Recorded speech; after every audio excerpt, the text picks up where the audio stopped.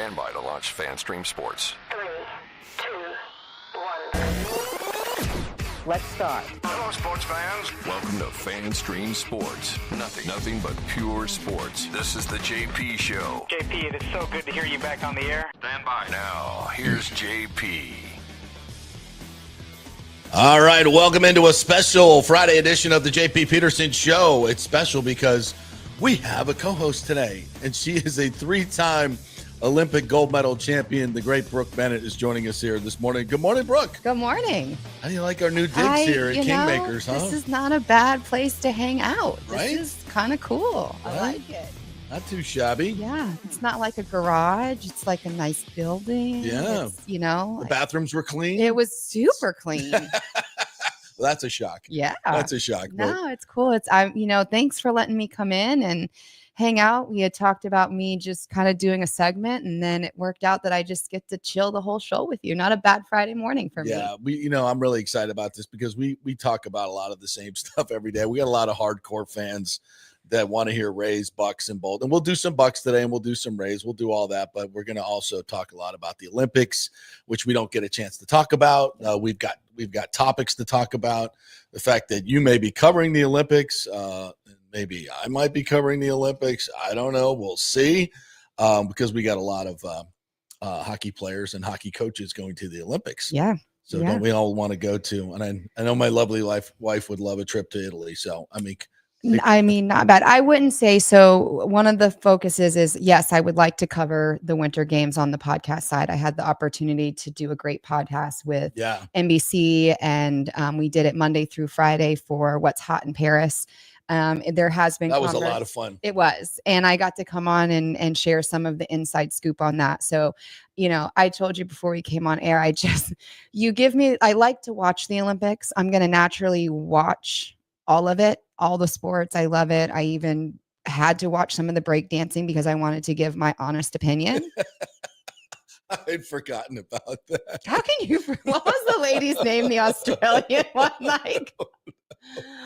I think But I couldn't say. I was like, wait a minute, breakdancing is going to be in the Olympics. Okay, I know what I'm thinking, but I at least have to watch it so then I can give my valid opinion. Sure.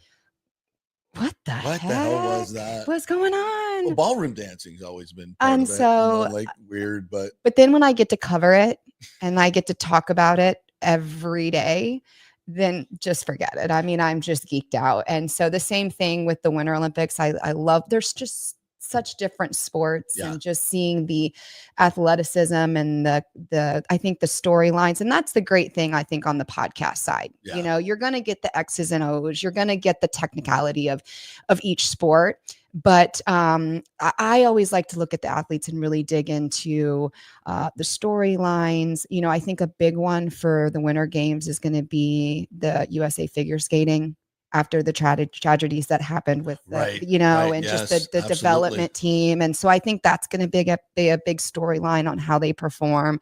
And then I'm kind of trying to dig on, and I don't have a lot of notes on this. I'm not giving any secrets today, but part of the things that I want to dig into is the crossover of athletes. How many athletes have been able to compete in both a winter and summer Olympic Games? Do you know any off the top of your head? Give me a second here. Winter and summer games. Yep. Well, I know Herschel Walker did the bobsled, but I don't think he was ever an Olympian in track. So there was a female athlete that crossed over recently. Oh, who was it? Lola Jones. Okay. Yeah. Recently, but there's still I again still going back to notes and digging. I believe that there's some speed skaters that have crossed over, but bobsledding, and you got to kind of dig into the track and field athletes. It's not like you're getting a swimmer to go do figure skating on frozen water. No, that's not going to work. That's not going to work. And then of course we were saying, the number of hockey players and the number of hockey players from the Lightning that are going to be competing. And if Russia was allowed to compete, which they're not going to be, they are still, so they can, but they have to compete under the individual so they can't be a team sport. They're not a team sport, right? Yep. Well, I heard there's a little meeting going on in Alaska today. Maybe that'll be part of the deal. Like, I know there's a lot more important things going on in that meeting, but why don't we throw in that Russia can go to the Winter Olympics so we can see Kucherov and Vasi play? Come on. Yeah. I mean, we're a little selfish, but and it's like a throw in. When you look at, that a country is completely banned, not every athlete was the issue. They have nothing to do with it. They don't, and yet they're the ones that are affected. I think it's the stupidest thing in the world. It does suck. Can you imagine if you were part of the 1980 Olympics U.S. Olympic team and you did not get to go? I know. So Craig Beersley, a dear friend of mine, 200 butterflyer, was the world record holder at the time, and qualified for the 80 and did not get to go. So he was a world record holder, world champion. You work your life for that moment. And this is what I say a lot of times is Olympic athletes, you have 15 minutes of fame because no fault to fans and sports fans, but you're on to something else after closing ceremonies. Other things are happening. And you've got 4 years. So you're training to be at your peak every 4 years. And then the challenge to do it once, but then you talk about athletes that do it multiple times. And Craig never had the opportunity, that was really his window. He came up, he was fast, late 70s into 80, and then did not qualify for the 80 Olympic Games. And he was a world record holder because of that. That's crazy. It's so when insane. Politics start to get involved in any athletics and sports, it's very frustrating on the athlete side of things. I can only imagine. Well, it'll be awesome to see the Lightning coaches and players. I mean, and hockey is going to be. We just got a tip of the iceberg with the Four Nations, which was unbelievable. That was so much fun to watch. I know. Too. And then now and it would be so great if Russia was involved because clearly they would be a huge part of it. But okay, no big deal. So now it's Canada, it's USA, and it's Sweden was really good. Yes. I think some of these other teams will have something to say. Finland is a sleeper in there as well. And I think you can look at a lot of different sports, and hockey is a good one. And we'll get more into swimming, where, it's great to see the U.S. being so strong. Obviously, you go back to the 80 Olympics and beating the Russians and stuff like that. What a tremendous, accomplishment that was, that we're competing with the rest of the world in hockey, but then you flip it around and how much the rest of the world has caught up to other sports, and that US is being challenged in so many different ways. Well, let's jump. Let me feed my Buccaneer fans a little bit here at the beginning of the podcast. And we're going to get into don't get mad at me because I'm in here and think that we're not talking. Well, you covered all sports when you were at Bright House. You covered the Bucs, you covered the Rays. Everything. You know your sports. It's not like you're a one, you do all the Olympics, that, but you're very well rounded. You know all your sports. So you can talk about this, and you can ask me questions if you want, per the Bucs. They were doing joint practices. Oh, one other programming note, doing a lot of jobs today. So yeah. Don't forget to do the producer type stuff too. Okay. At least are we on air? Did we hit live? Okay, good. It didn't go live. So we are, people are seeing, is the audio good, guys? You can tell us in the comments. That'll be fine. So Richie Floyd is going to join us at 10:30. He's a St. Pete City councilman, and he's he's the only person that voted against originally to rehab the Trop. Yep. So, and I wanted to find out how that's going. Is it going to go through? Where St. Petersburg is at this particular point in terms of losing baseball and moving forward and other more important things, quite frankly. And I think you might have some questions for him for funding CFY. Well, exactly. Right. And tell the folks what you do with CFY before we get into this. Thank you. So, full circle moment, I always say when I have the opportunity to do interviews or be out in the community, I'm born and raised a Tampa girl. I mean, I grew up in Plant City, trained in Brandon, and I've lived in the Tampa Bay area my whole life. I'm now in Pinellas County, and after doing a number of different things, I was never one that got out of competitive swimming and kind of launched into like a 30-year career. I did sports broadcasting. I ran my own Learn to Swim school. And now for the last 3.5 years, I've been the development manager at CFY Pinellas, which is Clearwater for Youth. And we're a nonprofit organization that funds youth athletics, education, and water safety. We really focus on the Title I child. So if you're unfamiliar with Title I, think free and reduced lunch. So Pinellas County Schools goes on, if you go onto their website, they have a list of Title I schools. any child that attends a Title I school basically is eligible for some type of assistance from CFY through youth athletics. We are the facilitator to those youth sports programs.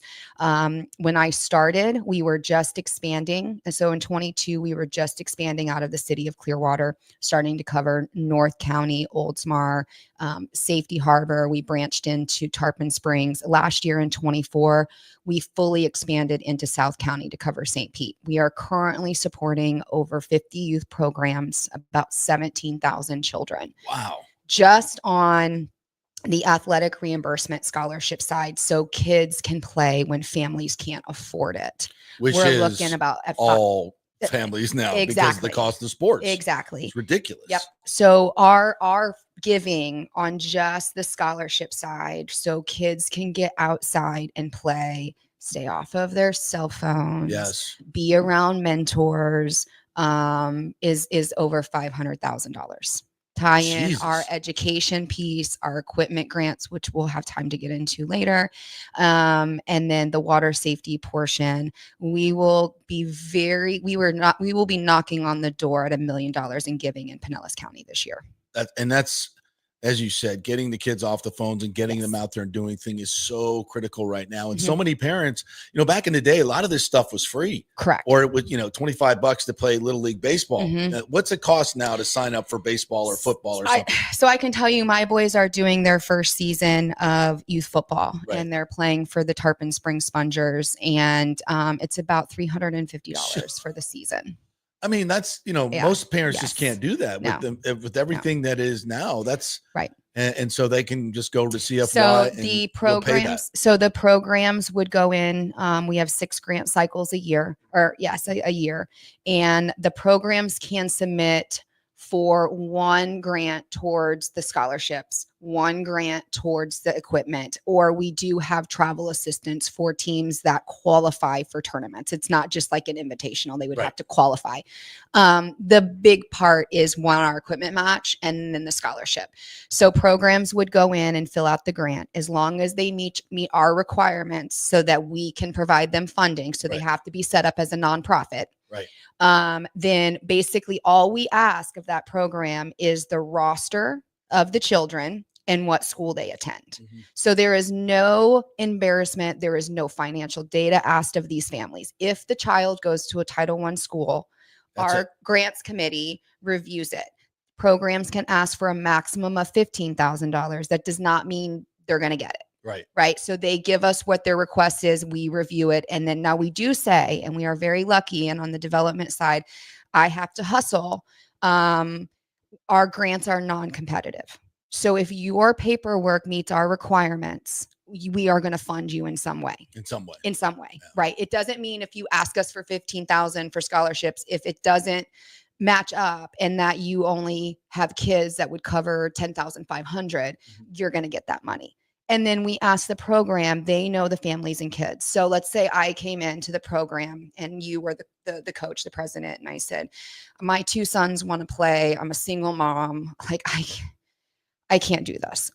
What can you do? I can give $100 for both of my kids. Yeah. Then that's that's where that funding from CFY comes in. So those kids are on that football field or that's critical. Field. It's absolutely critical. And I got to tell you, you've done a great job because, I've lived here for 27 years and I had never heard of CFY until you became the development director. So I have a great staff, great executive director. No disrespect to them at all. No. But you've given it a very big profile. And I'm very, very lucky in that situation that I felt this opportunity. And when my boss came to me, Kevin Dunbar, who's our executive director, and offered me this position, what?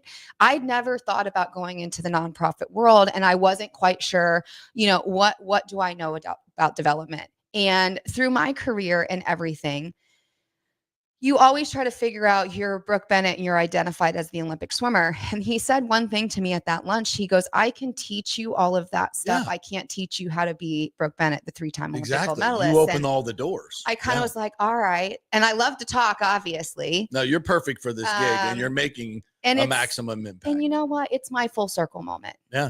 Not a cliche saying or anything like that, but it's, my opportunity to give back to the community to ensure that kids are being active, being healthy, having good mentors. When home isn't that great, athletics is a great platform to land on. That's my story. That's my story. It makes education. Yeah. Go through the data. Yeah. I'm constantly, I request grants so that we can give it out. We have a grant system. I'm currently in like grant season, getting ready to submit like 6 or 7 grants for CFY to get funding on top of our partnerships, on top of our donations. Well, Richie, if you're watching, we're coming after you. Exactly. He's like in the holding pattern, and I'm like, yeah.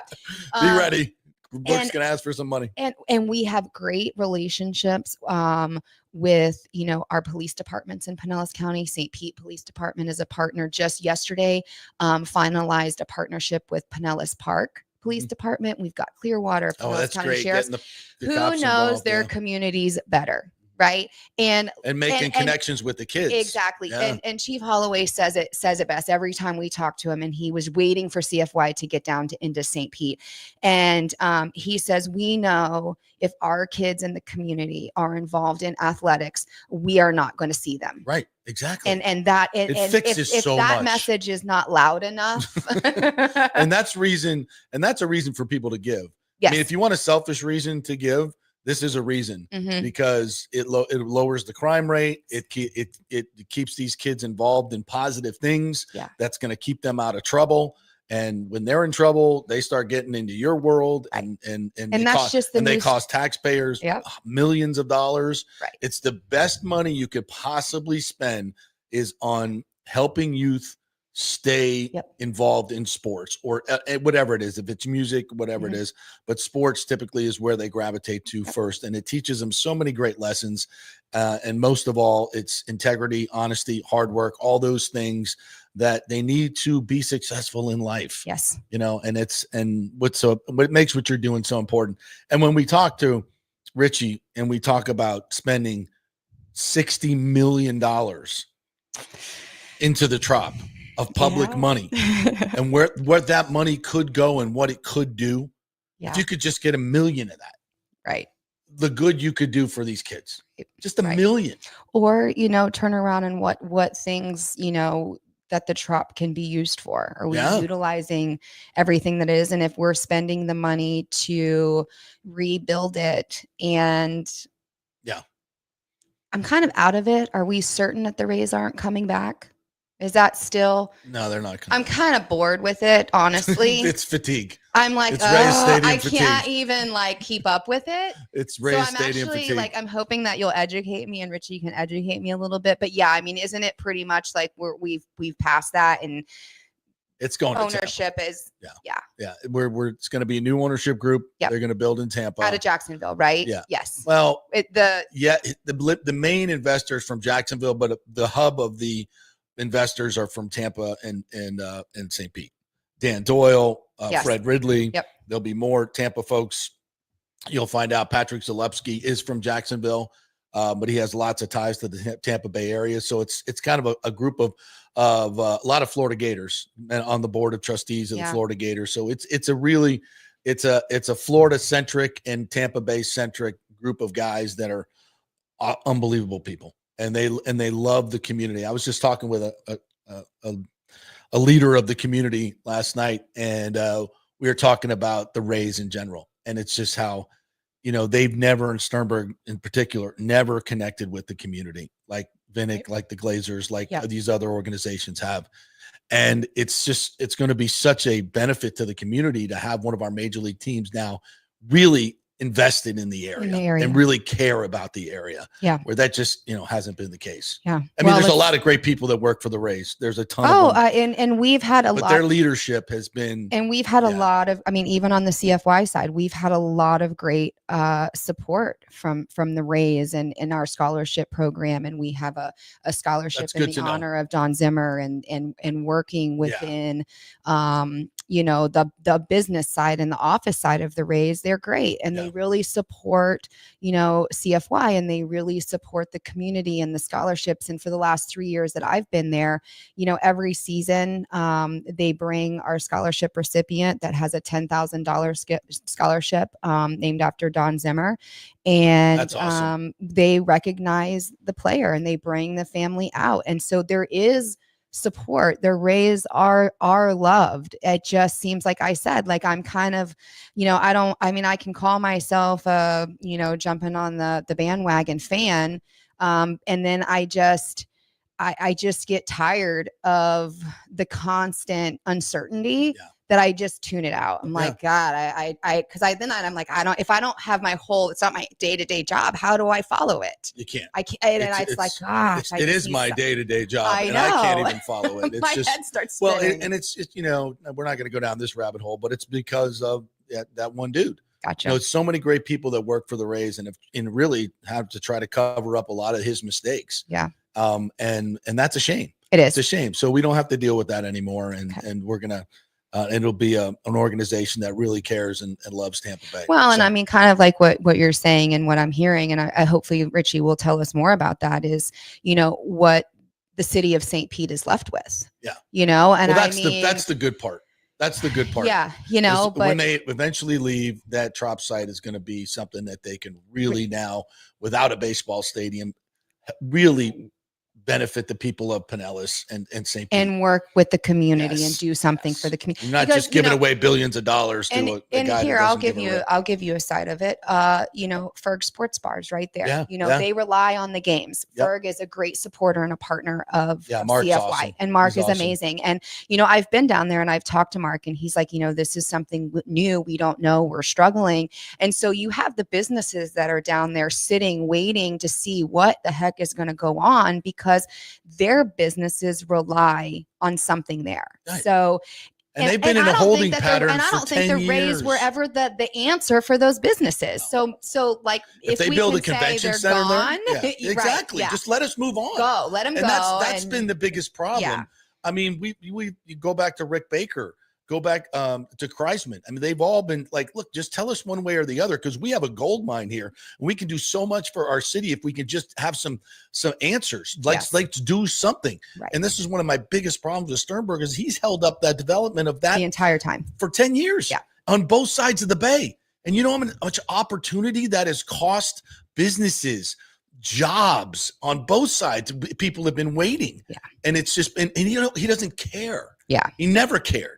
And it's just whatever. When I did make a decision or whenever I feel like, then we'll get it done. And that's why Major League Baseball finally stepped in and said, you know what? You're done. You're done. We're done with you. Enough is enough. Enough is enough. We're going to let everybody move on and get this thing done. And once he's out of the way, you'll see how fast things are done. Well, Richie will be on here soon. So I want to get this side of it. I feel like I'm finally catching back up again, because I just muted it for so long. Smart you. Probably everybody else. Smart right? you. Yeah, I know. Well, we've been talking about it a lot, and I have more fatigue than anybody, but it's the biggest story.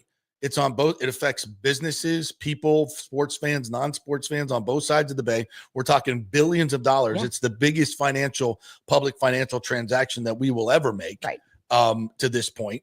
So it's a huge story and affects so many people. That's why we do something on it and the clicks go through the window, because everybody wants to know. Well, when you have great sports teams, and how do we have one of the best with the Lightning and Vinik, and even with their new ownership and kind of how they've meshed and gone, and then the announcement of the new naming of Benchmark International Arena. I know.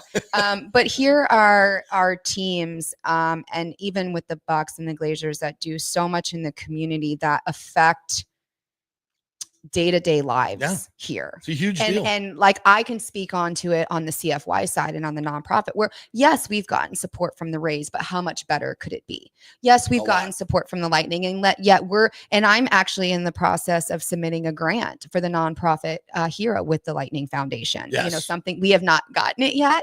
I keep going back and you're keep going back to get it, but it's very competitive. But go back and look at the amount of money and the support that these teams have put in. And then you have the Rays, and they're good, And there's a lot of good that can be done, but then one person you haven't been a controls community hero yet?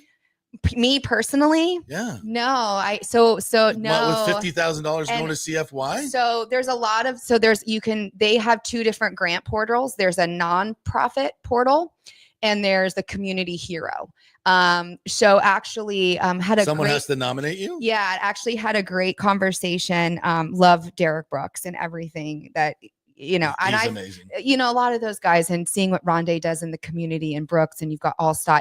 And I kind of feel lucky because the year after I won my second Olympics, they won the Super Bowl. That's so right. In Tampa Bay, I got to kind of hang out with all those guys when they were, in their prime, and I was in my prime. And then now to see us all kind of doing different nonprofit and things for the community says a lot about Tampa Bay athletes. It does. For one. It does. They stay here. Exactly. Yeah. But Derek, I had a great meeting with him a couple weeks ago and gave me the inside. So I think, yes, I'm not nominating myself, but we're going to roll into the process to nominate me on the water safety side of things this fall. Awesome. So I'm sure that will get if done. anybody is on the grants committee for the long past time to check get that the done. mark. No, I would be completely honored if I was nominated and honored. Yes. Well, it would be well deserved. That's for darn sure. So real quick, the Bucs were in Pittsburgh yesterday, and I was actually watching a lot of the media on the Pittsburgh side, and even their reporters are like, the Bucs just boat raced the Steelers in this practice today. Baker Mayfield and Mike Evans are running circles around Jalen Ramsey.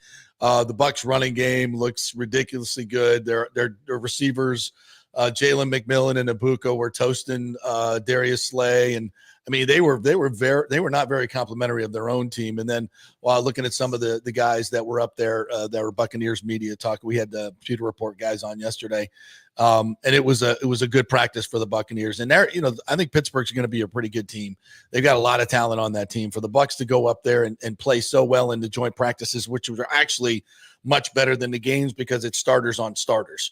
In the preseason. You don't see that in the preseason games, and you're not going to see that Saturday because Baker Mayfield played so well that Bowles told Rick Stroud he's not going to play either. Mike's not going to play. Levante's not going to play. So a few starters will get the younger starters will get some looks, but the older guys are not because they played so well in this joint practices. And that's I keep feeling I'm a homer because I'm so high on this team. Mm-hmm. I just look across the board and I think they're stacked everywhere. You're not the only one. They got great leadership. Yeah. You're not so I was, mindless flipping through Instagram, right? As we do. I know. Right. And you just get stuck in the rabbit hole and saw a quick reel of Gruden doing like the hot seat questions. And the question was your sleeper team.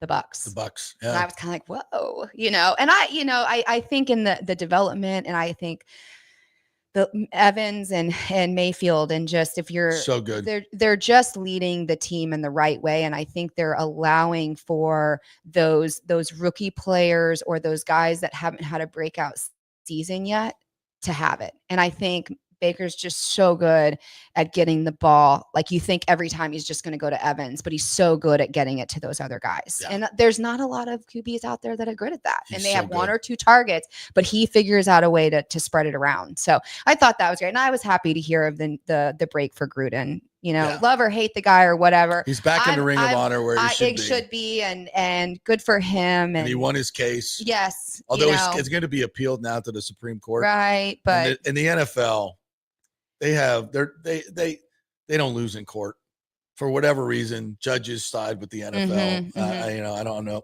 but we'll see how that goes now. Well, I was happy to hear that news break for him, and he wants to get back in coaching. I know he needs to be back in coaching. And I kind of heard like once this is done, that would be the rumor. The Barstool stuff is great, and he's just it keeps him active, so entertaining. He's just got hilarious. Such a different angle on. Like how his brain is wired. Nobody can break down. I've never seen anybody break film down like him. Like I love Herm Edwards. He's another one of my favorite, but Gruden just has something that nobody else has, and he sees it. And it's like a God-given talent to that man. The energy is off the charts. Right? Yeah, so we'll talk a little bit more Bucs later on in the show, but we'll take a quick break. When we come back, hopefully we'll have Richie Phillips on. I keep saying Richie Phillips. Richie Floyd. Richie Phillips is an old umpire. Richie Floyd, St. Pete City Council. I may have put that in the tease as well. Once my brain gets going, Brooke, just stop. But you're doing a lot today. You're yes, doing a lot am. today, just so you guys know. He's running the show. He's not just talking. All right, we'll hit a break and we'll see if it works. Though it may seem tempting to go without health care insurance, the financial risk far outweighs the gain you may experience. For example, did you know if you simply broke your leg, it could cost you nearly $7,500? Put on top of that a hospital stay, you could be looking at $10,000 to $15,000. Ensuring that you don't go uncovered is so important, as according to CNBC, high medical bills are the highest contributing factor to why Americans end up taking money out of their retirement savings, or worse, find themselves filing bankruptcy. So go to don'tgouncovered.com or call 800-669-1505. Now, depending on your income, you can get plans for zero premium. Our experts will guide you through the process effortlessly. They will shop many plans and find the one that's right for you. I called and I have full health coverage through Florida Blue for zero monthly premium. It's a free call. So why go uncovered? It's a huge risk.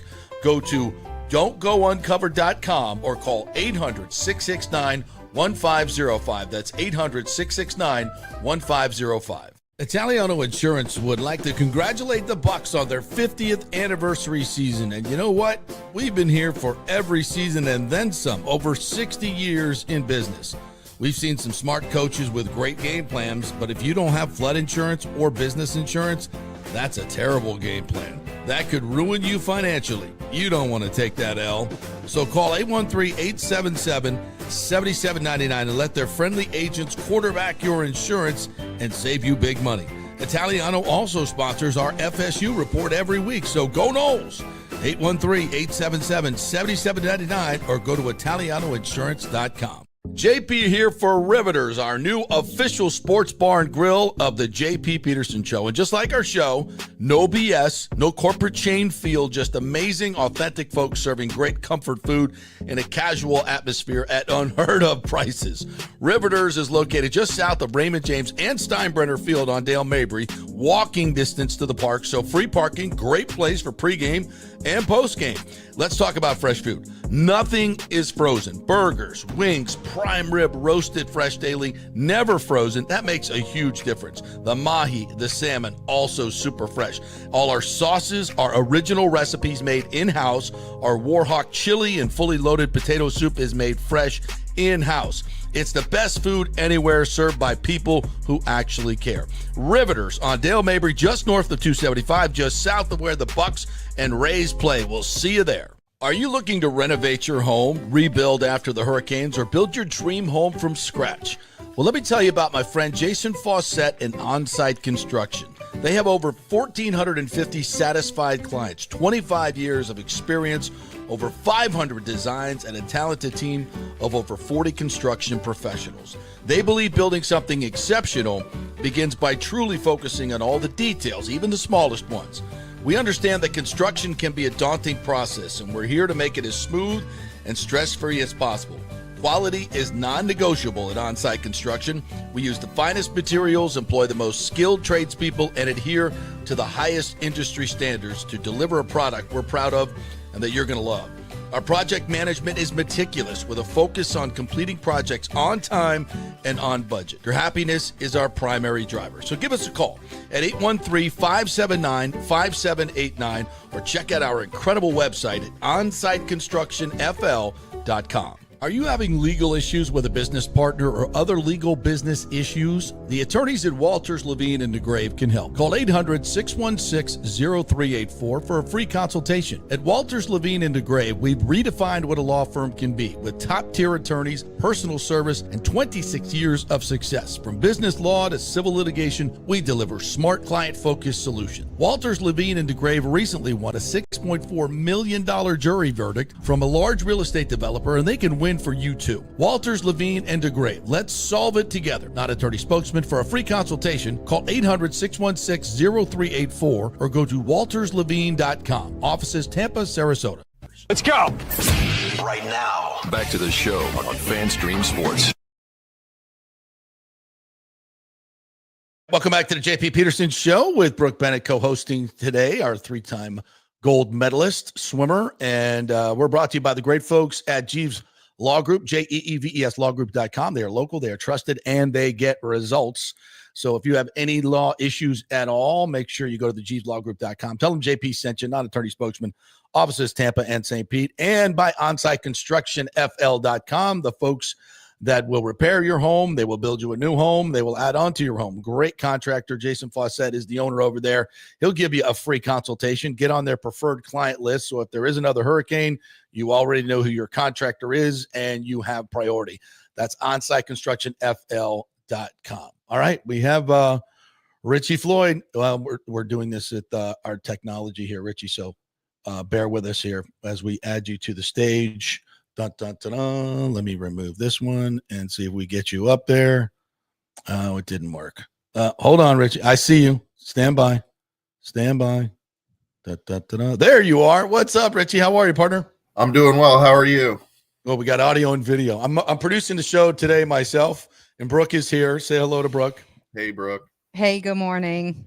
And I don't know if you've been listening, but she's going to definitely hit you up for money for CFY. So just be prepared, which I know is something you would love to help out with the youth sports here in this area. So first and foremost, thank you so much for joining us. Appreciate you taking the time. What is the latest on the Trop? Everybody wants to know. How much more money are we pouring into it today? What's going on? Mean, you know, sure. I like to talk about other sports too, FYI. Yes. But good. All right, we'll do that. I'm teasing. Yeah. The latest on the Trop.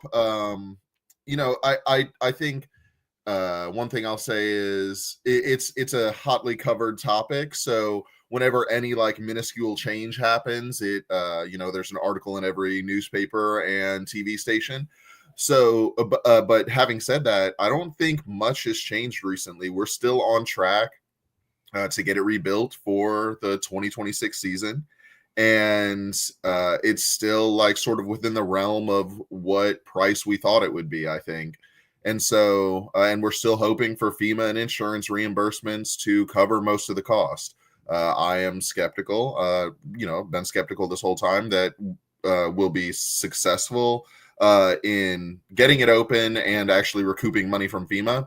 But, you know, the city staff is like still really optimistic. And so they're doing their thing. And, you know, I think one point I tried to make the last time we voted on this was that, you know, if we wanted to negotiate our way out of the agreement with the raise, we had to do it before we started pouring money into it.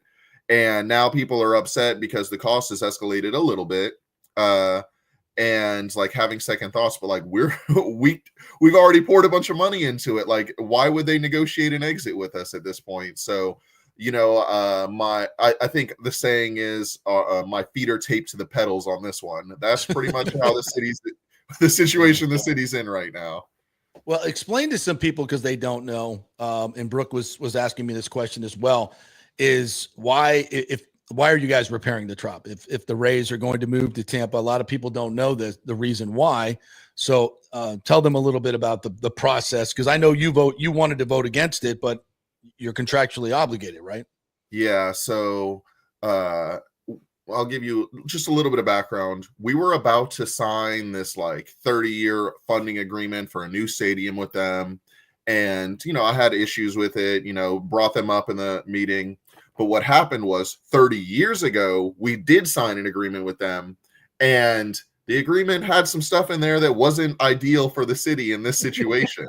And so when we signed it, we said, we're going to provide you an MLB quality stadium, which I know some people would argue about the Trop's quality, but it's a different thing. We're going to provide you an MLB quality stadium for the next 30 years. And in return, you're going to play 30 years of baseball games in St. Petersburg. We were 27 years through that agreement when the roof blew off. And so we were legally obligated to provide them with an MLB quality stadium. And so, you know, the thing, I think that there may have been an opportunity for an out before we started putting money in it. If we went to the Rays and said, hey, like it's silly for us to rebuild the stadium, which they agreed with at first. Right. And so let's negotiate a way to mutually part ways. But, the administration wasn't keen on that. And the Rays, I think they did start to go back and forth on numbers, and they were really far apart. So they just said, we're going to rebuild the stadium. That's what they brought before us. That's what they managed to get 6 votes to do when 7 votes, when all my colleagues except myself voted to put the roof back on. And so, we have to provide them 3 years of MLB. What was the settlement number? What did the Rays want? So I can't say for sure, but it was in the paper a couple of weeks ago. I know that they started the negotiations around $40 million. I think the administration was interested in that number. The Rays mentioned it to me as well. I wouldn't normally go out and say this, but it's old conversation now that can't happen. But I think that was where they were starting. But I think the Rays obviously wanted more, and that was the issue. And from our perspective, we're getting insurance and FEMA money to rebuild the stadium. We don't get insurance and FEMA money to pay you to go away. We get some insurance money, but that's why it had to make financial sense for us. But my main contention when I didn't support putting the roof back on was not I'm here to shirk our responsibility or anything. It was, I need the mayor's administration and the Rays to come to me and say, this is how much money it would cost to get out of this agreement. Right. This is how much money it would cost to put this roof back on. They did not do that. They didn't Never want got a number conversation. Mm-hmm. So I'm not going to support you just because you think it's fiscally responsible. I've had a lot of fiscal disagreements with the administration. I can't just take your word for it. So yeah, that's sort of where we're at. But like I said, once we voted to put the roof back on, we taped our feet to the pedals and pointed firmly downhill, and there's nothing we can do now. And part of the problem is, so the Rays and, frankly, the fans will want an identical stadium or something that was close to what we had. And there were a lot of cool things in there that they had built, the decks in right field and left field and, more concession stands and all these things. But that's not something you guys are required to provide. No. So you're basically going to, we'll fix it. We'll give you a roof and we'll give you the basic stuff, but we're not doing any of those fun accoutrement. That's going to be on you, the ownership group or the new ownership group, as it might be. Yeah, exactly. I don't think that a fish tank is required in our agreement with the Rays. And another big topic of conversation is their offices. We don't have to build those. No, you don't have to have to repair Stu's office. I just pictured the fish tank and Finding Nemo when he said that. Randomly, do we really have to have the Rays tank in there? Where are the Rays going to go? Where will they swim? I saw them at the aquarium the other day. What's that? I saw them at the aquarium the other day. They're fine? Okay, yes, good. Oh, but breathing easier now. They probably can't go back out into their natural environment, but they can swim around at the Florida aquarium, or maybe they went over to CMA or something. So I think they'll be okay. Good. Yeah, I was worried about that. I was worried. So as far as it's all the roof tiles are coming. It's going to be back on, and you think they'll be back in there for 3 years? Well, they have to be. So it has to be 3 years. They have to play 3 years. We have to provide the stadium. They've got to play all 30, and we've got to provide the stadium for all 30. So there's no getting out of it, really. I mean, obviously, I can't tell you that everybody's going to honor every legal agreement, but be very difficult for them to leave. Yeah, it's going to be 3 years of baseball.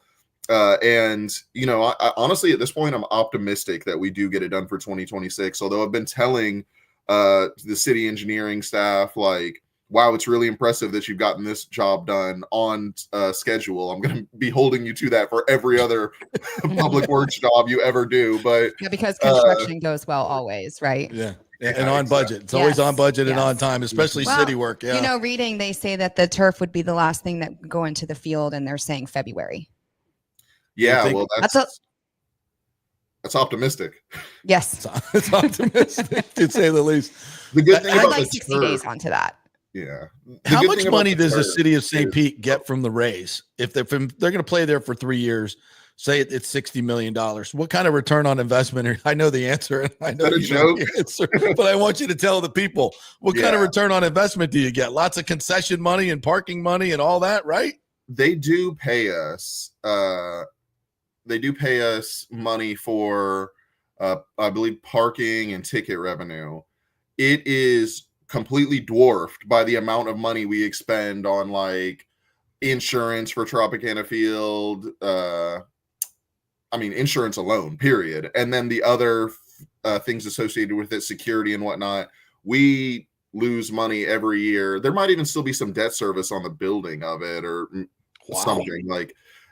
So yeah, we're losing a good chunk of money subsidizing it every year. And that's why like the new agreement would have been structured differently to avoid some of that. And I think that's part of the reason they pulled out is because they were responsible for insurance. They were responsible for basically everything. We were like, here's a big chunk of money. Don't ever ask us for it again. And that was like something I could compliment the city administration on, even though I didn't agree with the massive chunk of money. They at least had the sense to be like, we've been losing money on this stadium for the last 30 years. Let's just try to lose it all up front and not do that again next time. Lose it all up front. Well, the bottom line is you will get, I think there's going to be a stadium built in Tampa. So I don't think it's going to come to St. Pete. If there's people still thinking that the stadium is going to be in St. Pete, what would you tell them? Is there any hope left for that? Look, I mean, when we were having conversations about building a stadium, they kept like bringing up a lot of these new stadiums like in California and how they were all privately funded. Look, new ownership group, you want to privately fund the overwhelming majority of the stadium? Like, I'll help you like plan it out. Like, but we've got a lot of issues in St. Pete that, and I think that we have new council members, we have new county commissioners. It's going to be difficult for us to get a deal for them to get a deal like they did before. And especially because a lot of people are sick of this and I think have been for a long time. Yes. But I will also say, like, I don't know how Tampa is going to afford it at this point with like the upgrades that they need to do to their current stadium. They've got their own infrastructure issues. I'm struggling to imagine what exactly the outcome of this is all going to be. But like I can say getting to an agreement like we did in St. Pete before is an even taller lift than it was a year or two ago. Yeah, I would think so, especially with the makeup of the council now. Richie, with the uncertainty, and like you said, you've got 3 years. They have to play there for 3 years. You're going to fix it. If they're not going to be in St. Pete, if there is no St. Pete deal, is the conversation to still look at that site as like a convention center in the future? Yes. So I think that's just a study right now that the mayor's office put out. It's just to decide if that was a good idea or not. I could get into the politics of it and tell you what my opinion is, but I think for now I'll just leave it at like that's just one of the possibilities that could go on right there.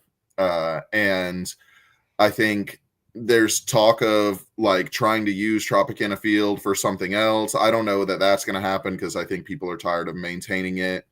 But I think you're going to see something new happen at that site as soon as we possibly can, I think. Well, I think the important part is, and I was, talking about Ferg Sports Bar, and there's a number of different businesses that are there. And at the end of the day, they're struggling because of this. Mm-hmm. And so the city needs to support those businesses and like the outcome of what's going to be there when they're not. I mean, I think a lot of businesses are happy that they're going to at least come back for 3 years, but then what does their future look like? Better. Yeah. Much better. Yeah. When you're not giving $2.4 billion to the baseball team, there's a lot you can do with that area. Mm-hmm. So what would you like to see there, Richie? So I've been advocating for,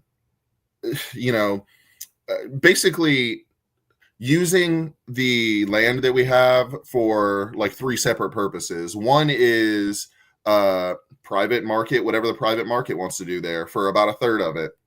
I have I guess I'll say progressive politics where I like when the government takes things on, but I recognize we cannot do that for a massive piece of land. And then for another third of it, we can decide things that we need in our city. We need office space. We need hotels. We want more apartments downtown that are reasonably priced. And we can sell about a third of the land for that usage as well. That won't quite be market rate, but we'll recoup some money. Then we still have, so then once we've sold off a big chunk of it, I think we can develop for public use the other third of it, which would be parks, a youth athletic complex. Yeah. Well, there you go. Right. Yeah. I mean, they just did a news break back a couple months ago. I pulled it up where Shaquille O'Neal breaks ground on the Las Vegas Youth Sports Complex. Yeah. Right. Huge indoor facility, all generated around youth athletics. The Raiders are behind it. They're going to build an MMA gym in there. UFC is promoting it. Well, that sounds good. Right. Yeah, I mean, the county's studying doing that at Toy Town in North St. Pete, Gateway area. Yeah, so I'm excited about that. I think that's a good usage of that land. Well, and the hardest thing I'll tell you, Richie, my kids are, involved and they're playing their first season, and they're practicing right now from 6 to 8 o'clock. And my boys are 8 and 10, and I'm like the concerned mom, like, okay, getting in bed and dinner and 9 and back up to school. But, and I understand in the youth sports life, the teams, the coaches are volunteers. They're coming from their jobs. But then a lot of times that's the only time that these programs can get field time. Field time for the teams more to play. Fields, the better. I think I like that idea of, opportunities or more fields because, the bottom line is you got such a great opportunity in that area to make money for the city, not cost the city money as the new stadium would have done. And I think that's great. And I think you'll finally have some type of resolution, which is, I think, what everybody's wanted for a long time, right? For sure. Yeah, I agree. And, I think, like you mentioned, without spending money on a stadium, we're going to be able to invest in like the things that really bring people to St. Pete, that define St. Pete, our arts, our culture. And it'll be a lot of fun in the end if we can coalesce around that idea. Well, I have a question from one of our listeners and watchers. Richie P wants to know, and thank you for the super chat, $50 super chat. So you're making me money today, Richie. I like your economic plan. It's very good. It's helping me. Is that a donation to CFY? I think it is a donation to CFY. That's exactly what that is. Wait, didn't you say there were comments in there instead of spending $60 million to fix the Trop, donate it to CFY? Which I think Richie would be for. I don't want to speak for you, but right. I mean, rather put a terrible idea. Yeah, right. He wants to know your opinion on rail between downtown St. Pete and the beaches. I mean, yeah, like if anything we can do to connect our metro region more efficiently, you can only put so many cars over a couple of bridges at a time. Right. The problem with a car is, 1, 2, 3, 4 people are in there and they're taking up like 10 times as much space as they would take in a light rail system. Now there's a lot of headaches to overcome to get to that. We have to have the land to put it on. We have to have the financing, the political will. But I think anyone who's interested in actually moving people around efficiently in the area is going to have to look into it and make sure we can do it in a fiscally responsible way. So do you think that's imminent at all in the next 5 years you can do some light rail to the beaches? 5 years is a tight timeline, but what I'll say is I'm on what's called Ford Pinellas, the municipal planning organization for Pinellas County, and we're in discussions and studying merging it with Pasco and Hillsborough. And I'm tentatively supportive because we do planning for the whole county. We do transportation planning, and each county right now is doing their own transportation planning. That's so silly. It just cuts off at the border. There's a lot of people who are upset about merging it because they're worried about local control. I am enthusiastic about it because I believe I'm a regionalist in this sense.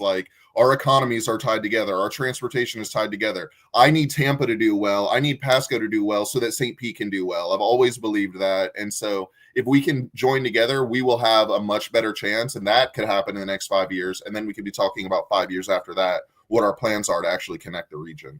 Yeah, we've needed a regional solution for light rail for so long. And I just don't understand politically why we can't get that done. I mean, there's regions all over the United States that do this, multi-county regions that figure this out, right? Yeah. I think, in 2014, we had one plan called Greenlight Pinellas that would have slightly raised property taxes to try to pay for some of this stuff. And it was voted down. I think it was a bad campaign and a bad time to do it. But, the concern is always going to be like people not wanting to pay more in taxes. But I'll just tell people, like, if you're listening, you don't like paying your taxes because life is hard and expensive. I get it. But, sometimes if a government is responsible, we can use a little bit of tax dollars to make your life a little better. And we just don't trust you guys because you always waste the money. I get it completely. I am nothing angry personal all the time. I know you're on the same wavelength. I know that, Richie. So, and by the way, you got a visit from the Doge Florida people the other day, huh? Yeah. What's going to happen with that?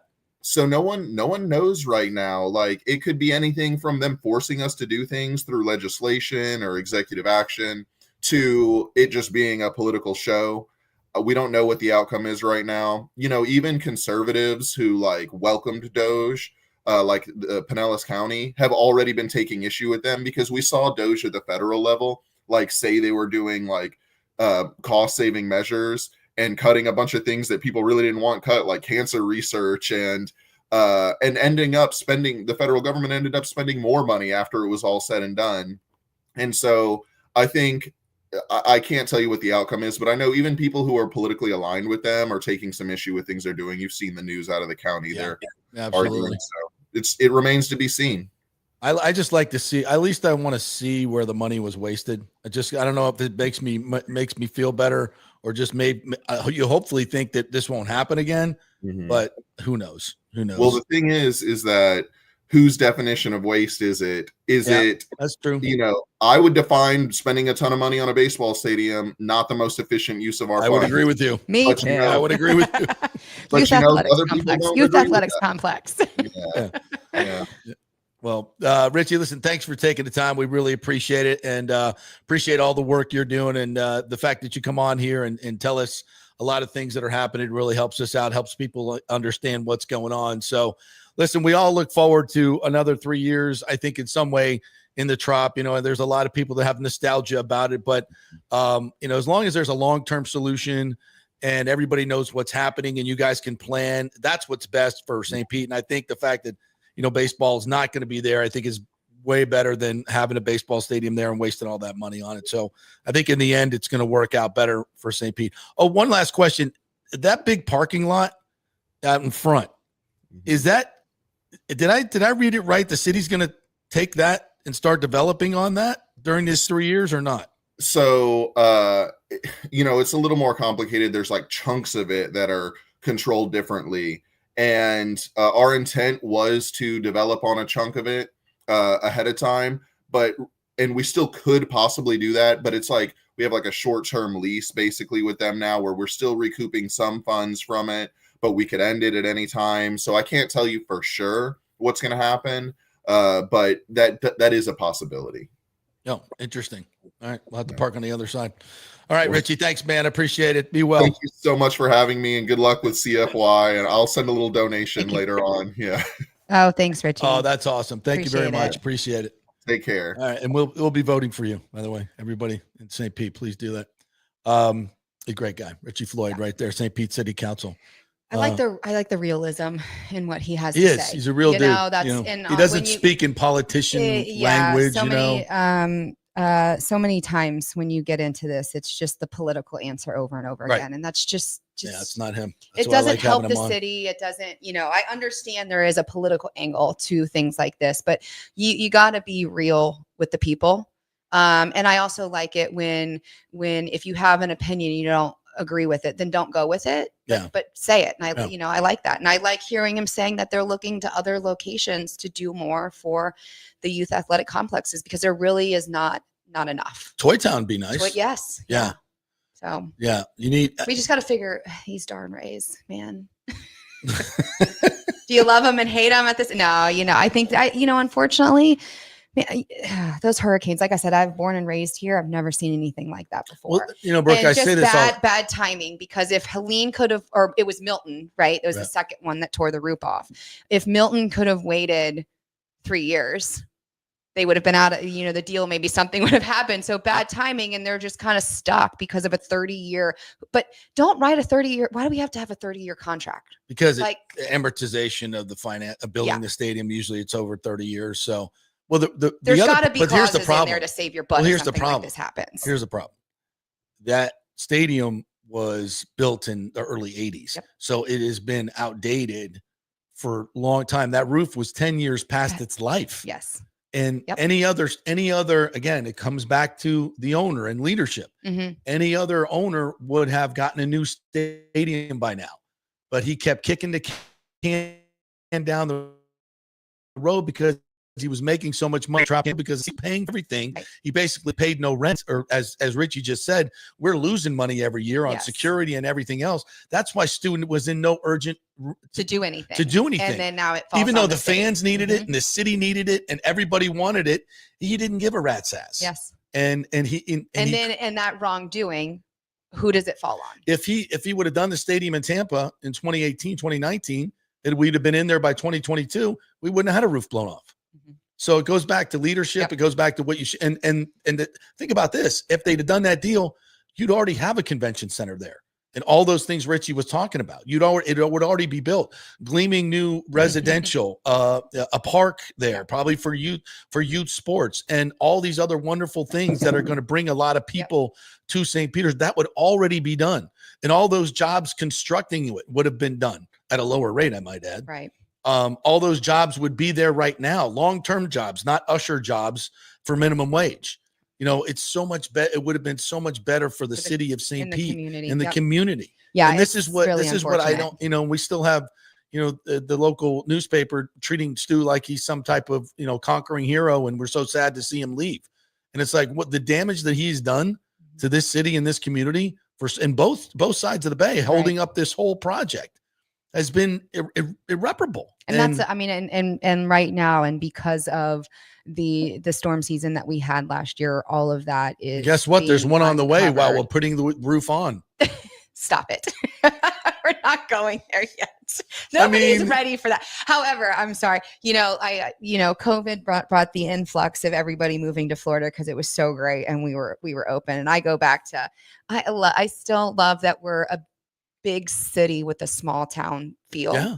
And I've said, just give us just come close enough to us just to scare the crap out of everybody. To get the hell out. Everybody just moves back out of Florida. And I've been here 45 years and I'm not leaving. So you can plow me over with a hurricane. How long have we been like, I love this, see this Grand Prix on TV. It's going to bring so many people to the area, and people. Yeah, it did. It brought a lot of people to the area. And the heat index is too hot. Whatever. Yeah. I don't care. Don't y'all want to go back to New York? I'm like, no, and everybody's like, oh, don't complain that it's too hot now because then you'll be complaining that it's too cold. And I said, I will take the heat, even though I almost died on my ride this morning. I walked in the house. I was as red as your hat. I'm good. Just some cool water, a cold shower, and I'll cool down. But I do not want to bundle up in 20-degree weather and snow. No. Sorry. I'm just a Florida. They can go back. Yep. So just one that kind of scoots close enough to us. Everybody goes, I'm done with the hurricanes. Okay, great. I Come and visit us, but don't live down here and clog up our streets and traffic. What I'm seeing is like, they got half the roof on the Trop. Here comes a hurricane. Yeah. And it's just like, I know. And then that 60 million comes 100 million and you can't play. Oh my God. Yeah. Well, and there's nothing you can do about that. Well, and now, and there's obviously, in listening to Richard, there's nothing that can be done about it now. They're going to fix it. They are going to play for 3 years, but with new ownership, I'm a big one on the glass is always half full. Yeah. Come in and give us a team and be an ownership that this city has deserved. Wait till you see. Till you see what happens. Okay. I hope I'm not wrong, but I think I know some of these guys. I like that you're putting yourself out there. No, it can't be worse. That's why the glass is always half full. We may lose a few more games on the field, but we'll be so much better in the community and everything else. When I think that's worth it. Mm-hmm. Way more worth it. Well, ownerships of the teams is the big part of the community and what they do and how the community supports it. And it goes down to the ownership. Oh, you mean so when you support the community gives back? Oh, and when you don't, they don't? That is true in business. Oh, wow. That's like business 101, right? I mean, So I thought Stu was supposed to be this brilliant businessman. I guess we're just smarter. I guess. All right, quick break. We'll come back on the other side. We're going to talk a little Olympics. We're going to get into that. Orestes is going to stop by, so we'll talk a little baseball with him, and he'll probably want to talk Olympics too. So cool. Lots of cool stuff coming for the second hour. Stay with us here on the JP Peterson Show. From I do to I still do, the Golden Diamond Source is there for every special moment in your lives and mine. JP here for the Golden Diamond Source. I bought my engagement ring there, and so did my co-host Nick. Great experience. And no matter what your budget is, they will guide you from your first diamond purchase to upgrading your Golden Diamond Source diamond at 100% of its value for a bigger, better diamond. That's awesome. 100% of your diamond's value. You can't get that anywhere else. Enjoy their beautiful, relaxing bridal salon and select from the most extensive collection of diamond engagement rings, anniversary rings, and wedding bands. Julie and Steve Weintraub have always told me that they want to be your family jeweler, and that has been true for me, from special presents like birthstone pendants, tennis bracelets, even diamond studs. They have it all in one place. So if you want her to say I do or I still do, be sure to choose a diamond from the Golden Diamond Source, 3800 Olmerton Road, always online at thegoldendiamondsource.com. Getting old is inevitable, but feeling and looking old is avoidable. If you're feeling run down, your workout sucks, or your sexual libido is not what it used to be, check out Bay Area Modern Medical Center. That happened to me a few years ago, and I found out I had the testosterone level of a second-grade girl. That's not good. Our food, environment, and stress can cause your T levels to drop. Bay Area Modern Medical Center can help, and they are different. They offer customized hormone replacement for both men and women. Christopher Lugo and his medical staff can help you restore your energy, your sex drive, and your feelings of well-being. It was a total game changer for me. I have way more energy, lost 30 pounds, and I'm performing better in all areas of my life. Nobody wants to talk about sexual health, but it's key to a balanced life. We offer discreet treatments with real-world results. So if you're suffering from a lack of interest in sex, ED, or lack of sexual stamina, Dr. Lugo and his staff can help. Take your health care to the next level at Bay Area Modern Medical Center, 844-977-3477 or BAMMC.com. JP here for the Jeeves Law Group and my man Scott Jeeves, who lives right here and has long been a highly respected member of our community. He's a proud sponsor of the Tampa Riverwalk. Jeeves Law Group is also a proud sponsor of our Grand Central District in St. Pete and has neighborhood events throughout the year. He has an office on Central Avenue in St. Pete and one on South Howard in Tampa. You can't get more local than that. So when you need an attorney, are you going to hire some huge firm that advertises all over the state, or the one that supports your favorite sports show? It's the Jeeves Law Group. We're local, we're trusted, and we get results. For personal injury and personal attention, call us for a free case evaluation. That's 8889-JEEVES. That's 8889-JEEVES. With this record heat in Tampa Bay, you better have your AC unit running at peak efficiency. Third Generation Plumbing installs the best American standard AC units. Our split systems offer the highest efficiency available while reducing energy bills and maximizing comfort. That's why Third Generation Plumbing trusts American standard air conditioning, built to last, made to perform. Whether it's a new install or an emergency repair, our family-owned team brings 3 generations of trusted service to your home, now with the unmatched reliability of American Standard. Plumbing or cooling, we've got Tampa covered. Call Third Generation Plumbing today, 813-961-8024, or go to thirdgenerationplumbing.com. And we also do AC. Ciao, Paolo Tini here, owner of Caffè Paradiso, voted number 3 People's Choice Award on Open Table. I want to thank all our loyal family of customers that have been enjoying our great traditional Italian dishes we make from scratch every day. It's a great family story we're proud of. Our family moved from Rimini, Italy in 1984. My dad, Caesar, started Donatello, and that's where I got the start in the restaurant business. I started Caffè Paradiso on South McDill in 1995, and we've been there ever since. From our traditional ossobuco, a veal slow roast for 4 hours, to our daily fresh catch, the Gruppo Paradiso, with a piccata sauce and lobster claw meat, homemade pasta like lasagna, farfalle salsicce salsiccia, which is a bow tie pasta homemade with fresh sausage. Hold on a minute, JP's favorite. I love it. So come and have a glass of wine with me on South McDill. Get a reservation on Open Table and see all our 5-star reviews. Ciao, see you soon at Paradiso. Let's go. Right now, back to the show on FanStream Sports. All right, welcome back to the JP Peterson Show, co-hosted by Brooke Bennett today, Olympic gold medalist. Want to remind you folks to experience the art of driving at Genesis of Tampa, where luxury meets innovation and every detail is crafted for you. From the bold G70 to the refined GV80, Genesis delivers power, elegance, and technology years ahead of its time. Book service online and get our Genesis Experience advisors, and they'll pick you up, drop off your vehicle if available, and enjoy a courtesy car while yours gets a complimentary interior vacuum plus a generous offer for your trade. Every new Genesis comes with the Miracle Advantage plan. That's 10 years, 250,000 miles of powertrain warranty, and 4 years of complimentary maintenance. Visit us at 801 East Bears Avenue or online at genesisoftampa.com. All right, let's delve into a little bit of Olympic chat, and then we're going to get to your comments because you guys have been hilarious today. Do I bring out the best in the comments? You definitely do. Yes. And by the way, Richie P, your donation to the show is not going to go to my liquor fund. It's going to go to CFY. Oh, wait a minute. What is there like a beer fund? Hold on. No. Can we split it? We'll do the beer fund and the CFY. It's at my discretion. Is that right? We'll talk off air. So yes. Kidding. Okay. So to Brooks Tequila Fund and CFY. You don't want Brooke to drink tequila, first of all. So bad idea. Wine fund. Wine. Okay, wine's fine. So anything you guys donate today in the super chat, we'll forward on to CFY so Brooke can do whatever the hell she wants with the money. So the kids. Of course. It's going to go to the kids. The kids drinking tequila. Absolutely. No, come on. Oh wait, no, that's not. No, we're not doing that. Now you're really gonna get yourself in trouble. No, we kid.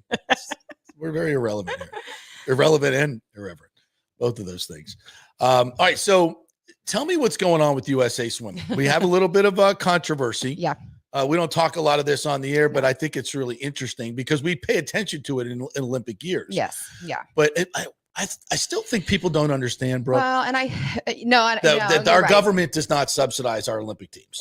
No, they don't. And our Olympic sports have just you are an Olympic athlete, and people will praise you and say winning an Olympic gold medal is bigger than the Super Bowl champion, being the Stanley Cup champion, all those types of things. And people will tell me that all the time. And I'm like, okay, great. Thanks. That's a great honor. But there is not support from governing bodies. There is not support from our government on these types of things. And, when you look at sports that do something in 4 years. And I learned this, and I try to with our current and upcoming Olympians and Paralympians in the area. And Noah Lyons was one of our great newcomer Olympians in windsurfing, IQ foil. So it's one of those sports that you don't know a lot about. It's not very big here, and he went to Paris. He's training. He's wanting to go in LA. He spends most of his time in Europe. The funding that Noah gets and the support that he gets to have this dream is literally thinking that we live paycheck to paycheck. Right. That's crazy. And so, on that side of things, as a whole, we need to do better.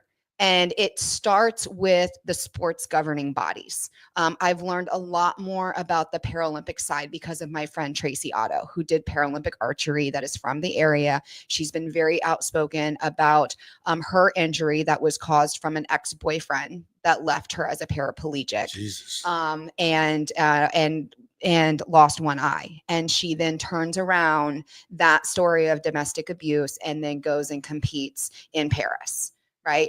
There is no support. In fact, I am trying to help Tracy to get her story out there because she qualified to go to Paralympics World Championships in Seoul in September.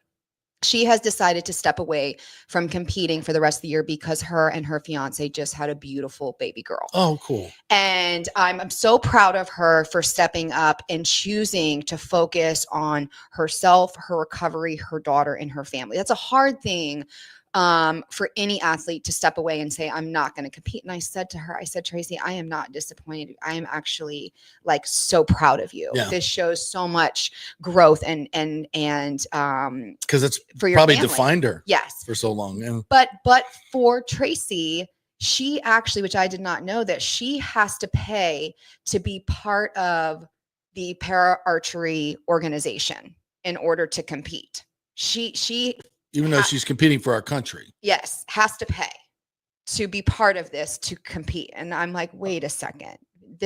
But then on the other side of things, the funding and the support that she gets, and then digging more into the story, her companion and coach is not funded to go with her. Okay. Look, if I qualified for a trip and I was going to go, I physically can get myself to where I need to be. I can get on an airplane. I can travel. I can rent a car. I can do all of these things. Then you go on to the Paralympic side of things and the different categories of these athletes. Tracy is in a wheelchair. She has limited mobility on her right side. And you mean to tell me that they're not paying for your companion or coach to go with you? You gotta have somebody. So you can't do it by yourself. So it's on my side. And I guess, like I can say, because I'm now in my 40s, and I heard Sarah Walsh say this yesterday at a luncheon that I was at, that, we're to the point now, and I'm to the point now that I'm just going to voice my opinion. And I'm going to say what I think. Good for you. Because somebody has to, and it's harder this goes back to when I came onto the show and talked about Leah Thomas. Yeah. That I had the ability to be a voice, not a negative, not putting somebody down, but being a voice for the current athletes. When you're in it, it's very hard because you are, I don't like to use the word puppet, but you are kind of controlled. by right. USA Swimming or whoever it might be. All of them. Yeah. So let's answer to somebody because of your funding. Right. You do get funding. Now, I can tell you, I spent over 10 years, almost 15 years really 20 years, 1994 to 2004. Ranked in the world, many of those years first, winning national titles. I received as the top rank distance female swimmer in the world, not just our country, the world. I got $1,200 a month. I don't mean to laugh. No, go ahead. Because that's ridiculous. But and that was now, and I don't know. That doesn't even pay for Mr. Banks. I don't know what their coach. Yeah. I don't know what they're paying the athletes currently now. I have heard it's not much more than that. Are you kidding me? I'm not kidding. If they probably pay, again, I'm not going to go in to say that I know exactly how much they're getting paid, but trust me, it's not like they're getting paid $5,000 a month. So how do they train? So when we go into USA Swimming, and I'm going to use that because that is what I know. And when you look at the development of USA swim teams and club teams, and you look at collegiate recruiting and the portal and NILs and everything like that, we are not looking at the sport on the development level. That is one thing that I see as the issue within USA Swimming, and it has been for a number of years. Back in my day, it and was you mean struggling. by not paying swimmers to train? Look, and not so at the development, there needs to be more support for the club teams. There needs to be more for the coaches. There needs to be more for families. There needs to be more for competition. You have to develop from the bottom up. Right.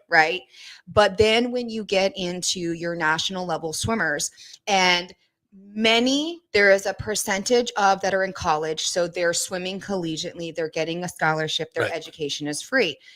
As the sport has evolved, athletes are staying in it longer. Right. So now you are out of school. And so and when you look at USA Swimming and your roster is about 50 to 54 athletes, okay? Mm-hmm. The number, you have to have strength in the bottom. You have to have strength in your relay swimmers, or like what happened in Singapore, we got knocked out and didn't even make it into the finals. Which is unheard of. We're medaling and we're getting silver and bronze. We rely on our relay swimmers just as much as a Bobby Fink, a Katie Ledecky, a Gretchen Walsh. All those names, they are just as important. Okay.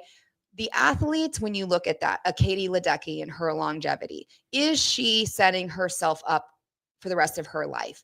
Yes. She goes into the books with Michael Phelps.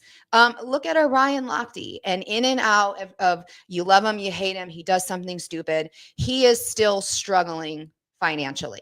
Right. It doesn't matter. And we are not setting our athletes up to be successful. I'm not saying that we need to have buku $1 million scholarship, sponsorships like the NFL, the NBA, and the MLB. But these Olympic sports, whatever they have are, to be able to train and not have a they job. need to be. And there is not.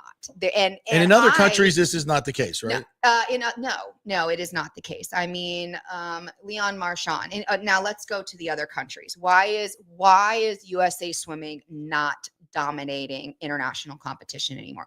Why are we at the World Championships in Singapore last month winning one more gold medal than Australia? And because we now have colleges recruiting foreigners overseas. So most every needs to- swimmer is training in the United States. If they awarded medals for where people trained, we'd win every medal. Yes. Yes. Well, that's kind of weird. And Summer because most of these are public universities. Summer McIntosh. Yeah. Grew up, trained in Sarasota. She is Canadian and she represents Canada in the Olympics at the World Championships. Leon Marchand is now training out in Texas with Bob Bowman, Michael Phelps's coach. He represents France. But here's the thing. Is that going to happen? Yes. I think there needs to be a restriction on colleges on what is the percent, what is the number of athletes that you can. I've said this for a long time. Yeah. Because I will give you, so here is an example. I'm going to leave names out of it. Great distance swimmer from the area, Florida academic scholar. He is going to UF, has a great freshman season going, and he gets cut. He gets cut because they want to recruit a foreigner to come in. That's not okay. And that is where we need to have some control and some caps on that. Now there's some golf teams at ASU, and so I said, again, but when you look at the picture and you're asking why is the rest of the world catching up, this is why. Am I saying not to no, I'm not. Don't twist my words, but we need to put a cap on it. And I agree. 100%. We need to support our athletes, our American athletes, to continue to say, well, the University of Florida gets tons of state and federal money. Yes. And we're recruiting athletes. Mm-hmm. And I don't know if it's because coaches like to take recruiting trips to Europe, but we don't need to have half of our golf teams. And the recruiting trips aren't like they used to be anymore. I mean, everything is on a phone or online. Right. You could do Zoom call. It's not like it was back in the day when I was growing up, colleges were coming to your pool and watching your practice and things like that. It has certainly changed, but that is what is hurting, USA Swimming. And then of course, Michael Phelps has to come out and make a comment. And makes a comment, I think, at the very wrong time. If anybody was following and heard that the team, when they were in Thailand before going to Singapore, came down with food poisoning. A number of the athletes were, something like a dozen athletes were pulling out of their best events, not swimming, saving, cutting here and there. We still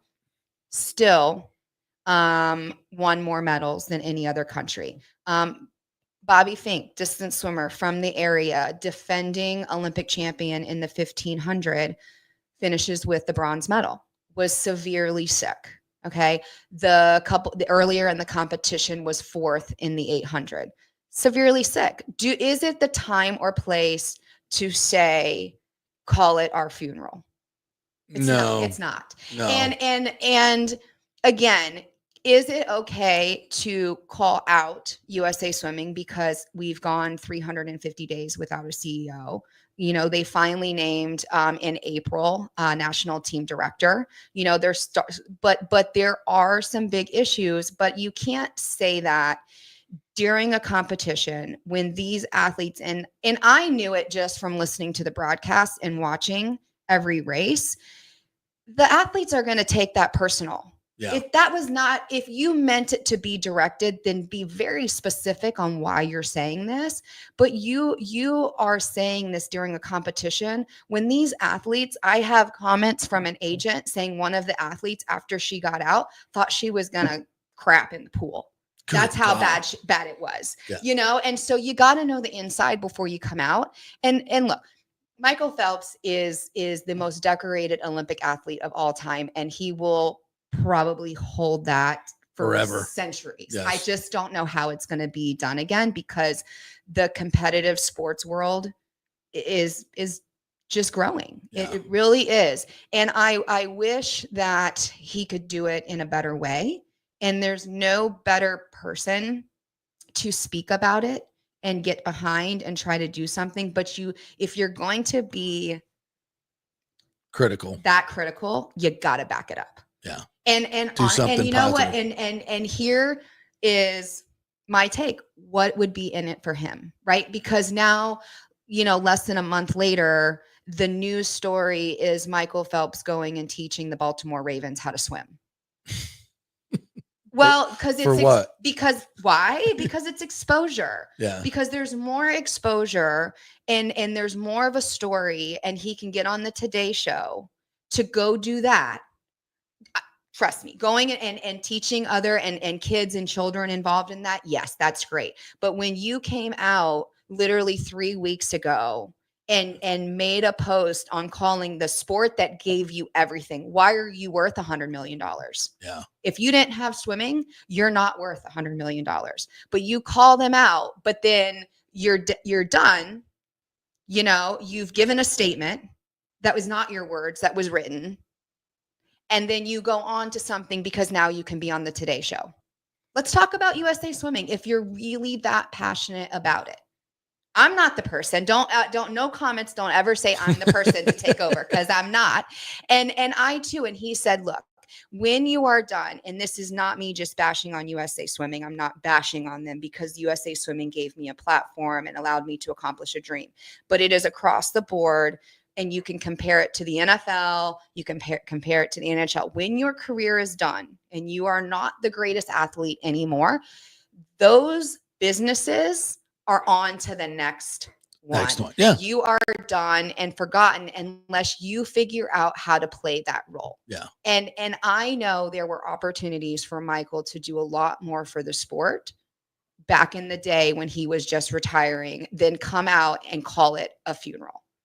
Because it's not a funeral. Our athletes are there and they're trying on what they're giving. The comment needs to be is USA Swimming, get it together. Yeah. We need to be better. And especially because in 3 years, we're back on US soil. And here's why. And if we're not the best in 3 years, whose fault is it? Yeah. Well, I think if nothing else, it's a wake-up call. It's a wake-up call big time. But what do you think Michael could do more for USA Swimming? I that's a hard question. I'm not quite sure.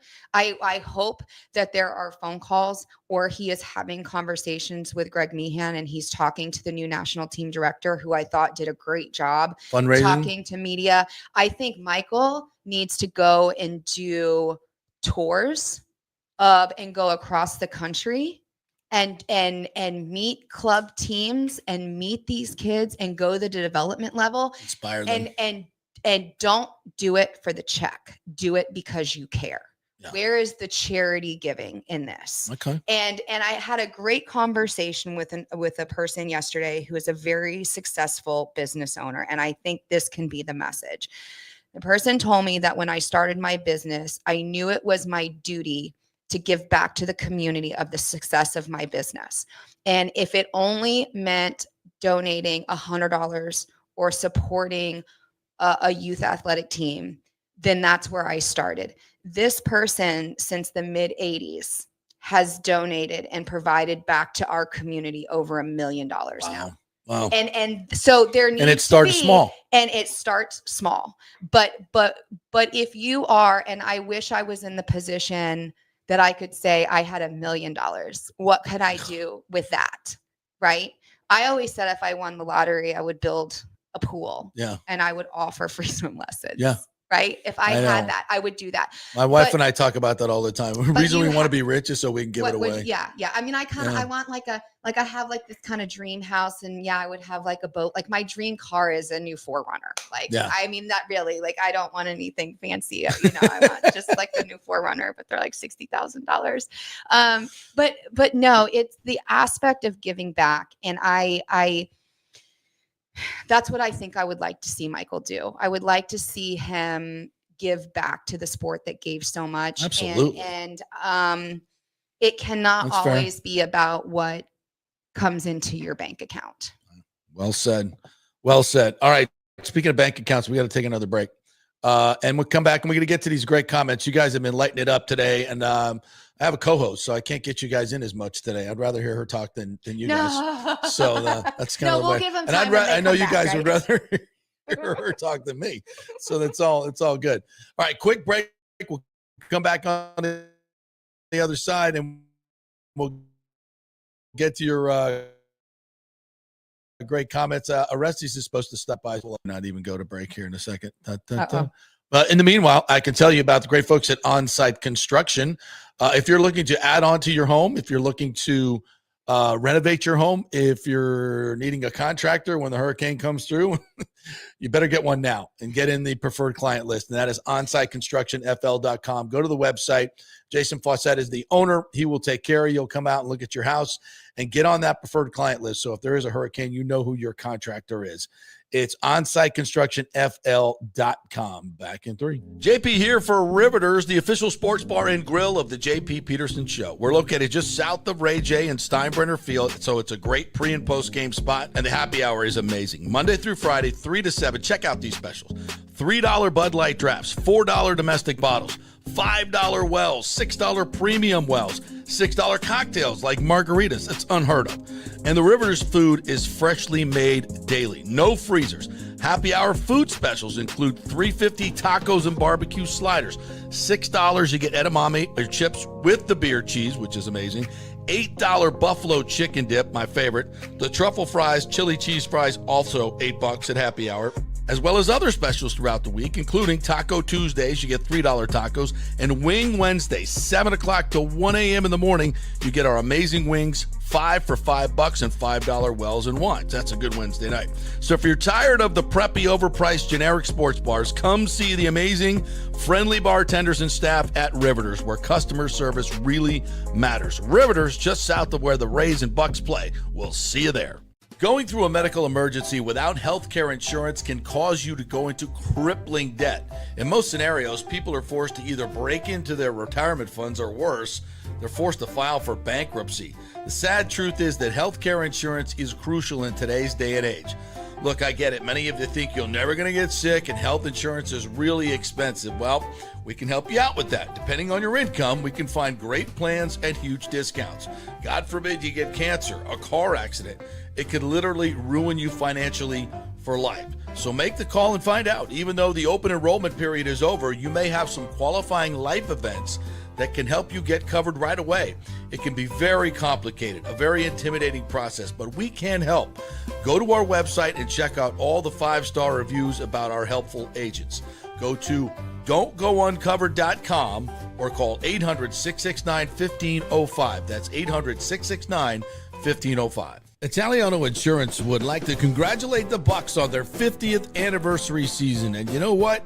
We've been here for every season and then some, over 60 years in business. We've seen some smart coaches with great game plans, but if you don't have flood insurance or business insurance, that's a terrible game plan. That could ruin you financially. You don't want to take that L. So call 813-877-7799 and let their friendly agents quarterback your insurance and save you big money. Italiano also sponsors our FSU report every week, so go Noles! 813-877-7799 or go to italianoinsurance.com. JP here for my friend Jason Fawcett, owner of On-Site Construction. They do residential and commercial renovations and new construction. As a leading home builder and general contractor, On-Site Construction prides itself on transforming homes through superior craftsmanship, dedication to client vision, and an unmatched commitment to quality and service. It's about building relationships. We take the time to understand our clients' needs, preferences, and budgets so that we can deliver a personalized experience tailored to their unique vision. From the initial designs to the final touches, we're there every step of the way, ensuring that the end result mirrors your vision.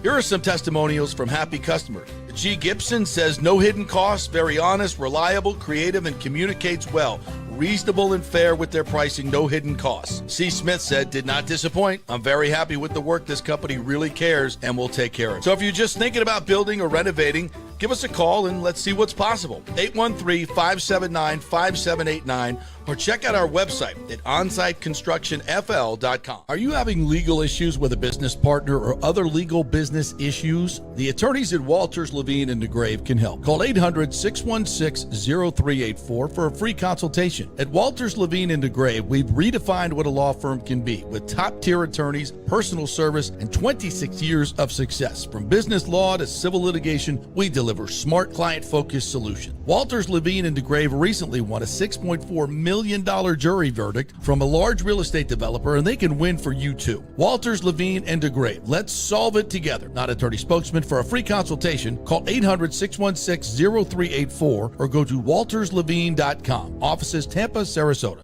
Let's go. Right now, back to the show on FanStream Sports. Welcome back to the JP Peterson Show here on this Friday. Brooke Bennett is co-hosting today. We thank her so much for coming in. I want to remind you, great folks, about third generation plumbing and American Standard air conditioners. So if you need an AC unit, and trust me, I'm sure a lot of you folks have experienced some downtime with your units recently.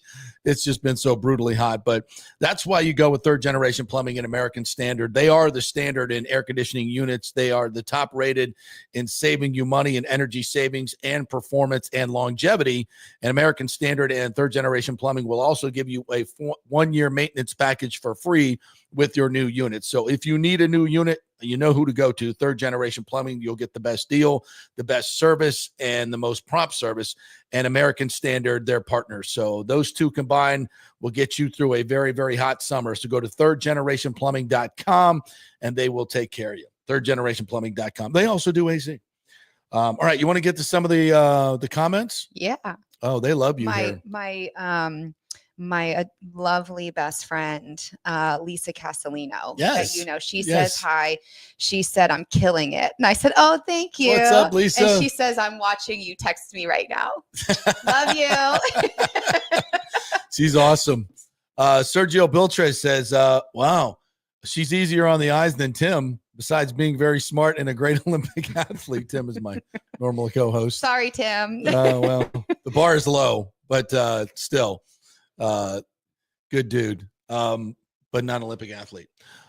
We finally have a real athlete on this show, not discounting JP's third grade Duck Duck Goose silver medal. How could you discount that? These are great. Yes, Thanks, guys. They're funny. Good morning, guys. Happy, fantastic Friday to everybody. And if Tim could, I'd appreciate it if he could take a Jaeger shot for me. It's been one of those mornings, so since I'm driving, I can't do that.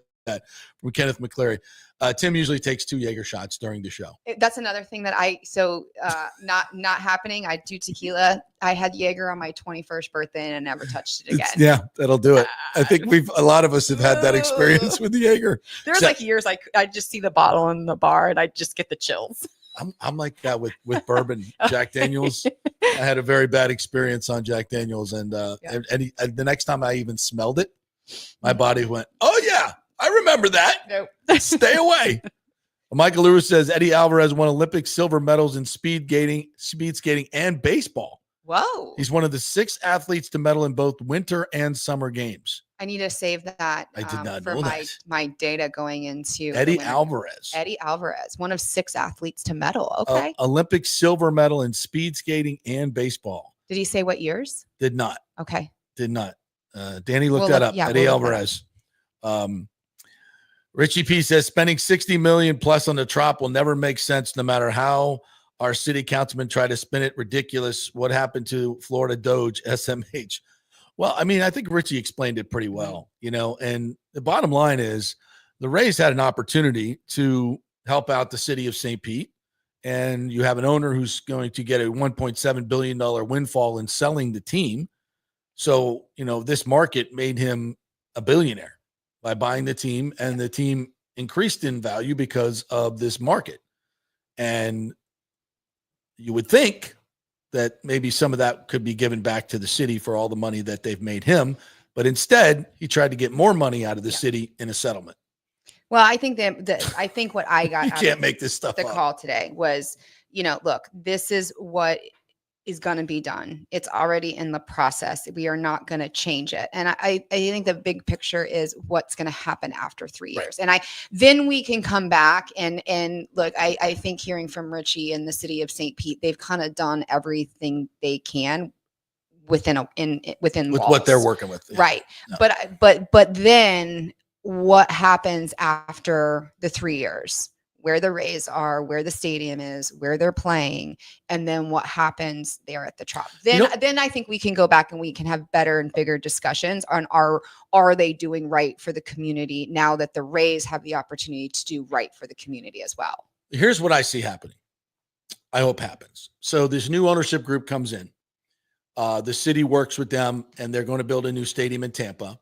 And I think the city's resigned to that. And that's cool because of, as we said, the great opportunity that they have to develop this Trop site.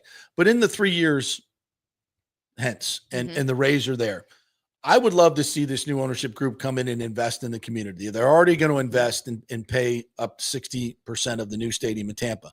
But I'd like to see them, and I think they will, embrace St. Petersburg in these 3 years and work within the community, unlike we've ever seen the Rays do. And I think in return, what I'd like to see the community do, support the Rays. I would love to see, and I personally will go to a lot more games at the Trop now that Stu is gone, because I want to support the team and I'll feel good about supporting this group. And I think there's a lot of fans out there just like me. Well, and I was going to say a lot of them. They're not going to happen simultaneously. Right. One has to happen before the other. Right. And it's going to fall on the new ownership. Yeah, but I put it to the people. Yes. That look, if they're going to build a stadium and put all this money back into the team, okay, it means then let's support them. Let's bigger crowds. Let's go in there and fill that place up and give a big FU to the old owner. Say, yeah, one of the reasons we weren't supporting is because of you. Because you didn't support us. And now we're going to show you what it looks like when we have an ownership group that's pouring back into the community. We're going to support them. That's how it works. And the new owner, it's not like when we talk about how great Vinnick is and just everything that he's done since he's been with the Lightning, what was that, 2010. You've got new ownership. They're doing it over like a 3-year span. And, I've heard them say, like, typically when you come in and there's new ownership, it's because the old owners were such crap. They're different. Like now you have a legacy. Totally different situation. Yeah, they got to live up to it. For the Rays, they don't have to work too hard to do more. Once again, the bar is very low. Like you're down in the basement. Like if you can just get us up to sea level, we'll be fine. We'll be happy. We'll be fine. Yeah. Rick says, forget fixing the Trop. Let's fund these kids' athletic programs. Yes, Amen, thank Rick. you. Absolutely. CFYPinellas.org if you want to learn more. And Richie P says, amen, Rick. Yes, absolutely. So, by the way, guys, if you do super chats today, like Richie P did for $50, that money goes straight to CFY. So we appreciate you doing that. Thank you, Richie. Thank you. Appreciate that. And I hope you got your answer from Richie Floyd about light rail to the beach. Oh. Didn't I see? Remember there was some idea about a gondola? Yes, there was. That was over to Clearwater Beach. Yeah. Yeah. There's an awesome idea. And a tourist attraction. I actually saw like kind of renderings of that. I don't know what happened to that. I think that'd be a moneymaker. Like as kind of a tourist. I think there was a lot of questions on the weather and lightning, and that the rail idea I think is better. But when you do like something like a gondola, but again, I think they were like comparing it like to like somewhere in like Singapore or Thailand or, somewhere where like they actually do those things very well. And they are done very well. But yeah, I agree. Like we're way behind the times of like connecting Tampa to St. Pete or Clearwater or even the beaches. I mean, I part-time lifeguard at Clearwater Beach. I know how busy it is out there and I know the fight for parking. Yeah, you can't. So something needs to be done and it's not putting more public parking. No, I mean, it's not. And there's no room for it. No, there isn't. To build more garages, but those are eyesores. Well, and now you have new hotels and stuff like that. Yeah. I mean, and that's kind of how they have developed Clearwater Beach is it's for the vacationer that, locals do come, but you're not going to get prime parking. Right. Sergio Beltran says, let's keep Brooke long-term and give Tim a long vacation break. No. She's got other work she needs to do. I wear too many hats, but if JP wants me to come back, I mean, we'll work it out. Thank you. And Rick says Sergio is Tim, onto I'm not something. taking your job. Rick says Stu has donated mustard packs to the YMCA. So there's that. What about the ketchup and mayo? Yeah, well, that's too expensive. Now, Rick said, I need water safety grant as well. I'm struggling in the pool while trying to keep my margarita out of the water. The struggle is real. That's important. Yeah. Can you give him some tips? How do you balance margarita and swimming? No tips? Buy a floaty. Yeah, buy a floaty. I knew you'd know. Rick says, wow, the Rays agreed on a number and then asked for more. No way. Not my Saints do. Can you believe that? Yeah. I can't wait till it's all over. Richie P says, I just hate that no one has the foresight to be able to pivot on rebuilding the Trop. What a waste of time and taxpayer money, and not to mention the development opportunities lost. Again, listen, nobody on that council wanted to rebuild the Trop. Yeah. They were forced to do so. Yep. Yeah. I think we got to cut. I mean, do we at this point, do we just have to like cut it a little bit of slack? You do. I think you have to. Said, I mean, we can literally, beat it until it's dead. I think it has been. I think it's dead. And that's why I was kind of saying, like, How do we make the best of the situation? Because look, like Richie said, you missed out on opportunities. There was opportunities missed to get out. It didn't happen. For whatever reasons it was. But now we're doing the best that we can. And that's why I said, I think we have to look forward to 3 years and then we can go back to all these comments. If they screw it up, then you guys can come out with your knives and your daggers and all that kind of stuff. But at this point, there's an opportunity for so much good with a new ownership group. In these 3 years, I think if they're smart, what do they want to do? They want to cultivate Pinellas County so they'll come to Tampa for the games, right? Yeah. That would make sense. And I think this is a smart group, and I think they're very well funded. Dan Doyle has lived in Pinellas forever. Yeah. He's a big benefactor for a lot of different charities. He knows what he's doing. Fred Ridley has lived in Tampa his whole life. They know what they're doing, and they know what to do. And I think it makes sense to cultivate the people of St. Petersburg. So what could you do with the Trop for 3 years while you're still there? Turn it into a much more civic oriented place. I know they do graduations there, but there's probably a lot more they could do. Yeah. There's like youth fields and doing youth when the team's away. Why not use that? I don't know if the Rays ever opened it up for that. They've done some. So we, a CFY in the Rays, and we had Michelle Smith, who was an Olympic softball player that sits on the CFY board. They did do a softball development camp out there and had like 125 girls out there on a Saturday. But we can do more of that, and it doesn't, you can do soccer youth camps out there. You can do youth football. You just think of that air conditioned space in the summer. There's so much that you can do when the Rays aren't there or the season is out that, there you go, Richie, maybe there's an idea of like camps and things that can be put together for youth athletics.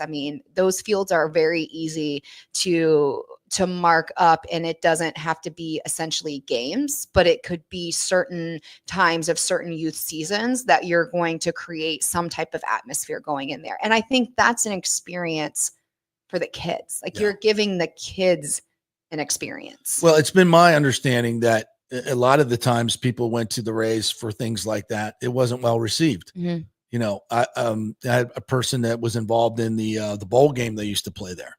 the football game. Oh yes. And yes. one of the reasons they moved out is because the Rays were so hard to work with. And it's just like the first time they sat down with them, it was like, "Hey, we really don't like your bowl game being here." It said that was the first words out of their mouth. You're the owner of the team. We really don't you're like not the owner of the field, right? Right. That's the first thing you say. Yeah. It's just is what it is. Thomas Casper said, "Why did Ken turn down USF and Moffitt Cancer Development for the Trop site? I don't know. Maybe they can get that back together because those would be two hubs of medical research that would bring a lot of funding, a lot of jobs, a lot of really well-paid jobs. That's perfect for that site, And, I mean, maybe on the development side and on the business side with, there's a lot of businesses and look at, Benchmark. I didn't know that they were a Tampa-based company. Me neither. Right. And so I'm going onto their website and I'm looking about their give back. Right. So I've already got them on my favorites right now to kind of hit them up with. Brooke's coming for you, Benchmark. For you guys. But here's another one. Like Foot Locker is moving their main headquarters to Feather Sound. Yeah. Big investment. So but maybe these big investment companies that are here, once new ownership comes in, we're going to see some things come out of the woodworks. Absolutely. So, and again, that's going to be on the new owners, but like we said, they don't have to do very much just to show a major improvement. When the deals are not so one-sided, when one side always just wants, and there's more give and take, you'll be amazed what can be accomplished. As we all know, but the Rays never seem to get. Thomas Casper said the St. Pete bungled a successful busy ferry from St. Pete to Tampa. Yeah, I never understood why that wasn't a bigger deal or wasn't more successful. I took it a couple of times. I thought it was awesome. The ferry from St. Pete to Tampa? Yeah. Where did it leave from? The pier, and then it went over to Convention Center. Yeah. Okay. But now they can do it where if they build on Ybor Harbor, you're going to have a ferry from St. Pete to the new baseball stadium. And how many, I've traveled to San Francisco many times, and gosh, it's so easy to get on the ferry, or the trolley, ferries and the trolley. But you get the ferry and you can go over to Sausalito and Tiburon, and you can take then a ferry ride over to Angels Island, and then you can go to Alcatraz. So it's like, go visit like San Francisco and look how they get it done. Yeah, like Richie P says, Lord Tampa needs to be connected to St. Pete, but St. Pete needs to give a reason to have rail come to downtown St. Pete, and it can't be because of the Ritz-Carlton. Richie, I don't know, but there's a lot in downtown St. Pete. If there was rail, especially from downtown Tampa to downtown St. Pete, I would take it all the time. Right. Because one of the main reasons I don't go to downtown St. Pete is because if I'm going to go, I'm probably going to have a few drinks and go to a great restaurant. Yes. Or hear some great music. Yep. And then I don't want to be driving back. And the time doesn't bother me. It's like, I'm not going to drink and drive. Right. Exactly. And that's the thing. Exactly. Yeah. So I'm going to, either if we had rail stations down 275, you could just go Uber to it from your home to the rail station, hop on the train, go over, have a wonderful evening with your wife in St. Pete, and then get back. Right. But I've done Ubers. I live in Clearwater, and I do Ubers from Clearwater over to Benchmark National Arena. What was that, $45 each way? Yeah. Yep. Exactly. But again, if I want to go over and watch my Bolts play, that's how I'm going to do it. Or you go and you get there early, you have a couple beers, and then at the second period, you're done. Just cut yourself off. Yeah. That works too, but it's hard to do. Yeah. Biltres says, any update on JJ Roberts and Winfield Jr.'s injuries? Winfield, we're told, is a minor hamstring pull. So I don't think that's going to be serious. I don't know JJ Roberts yet, what's going on with him. He's a rookie player that has really, really played well in the training camp time. Thomas Casper says Doge will result in 4 DEI staffers in St. Pete getting sacked. Well, hey, if the money, if we're wasting money, let's put it to the kids. That's all I got to say. Lady Evil says, what a great informative show today. Hi, Brooke. You're awesome. I'm not sure who Lady Evil is. Do you know who that is? Lady Evil? I don't. Hello, Lady Evil. Thank you for listening. Probably know her. Yeah. Lisa says, hi, Brooke. Hi, JP. Hello to you. Yes. Pat Williams says, fantastico. I think that's to you. Mayfield will not be playing this weekend per Rick Stroud. Yeah, we talked about that earlier on. He's too good. He was too good in practice. So You know what he's going to be doing here in his downtime? He's going to drive around and look for junk. Lisa Castellino said, we're going to talk about that in a second, but I want to get Lisa in there. She said, Brooke, you're an amazing human athlete and advocate for so many people. I'm continually in awe of all you do for so many people. Love you. That's my best friend. That's nice. What else we got here?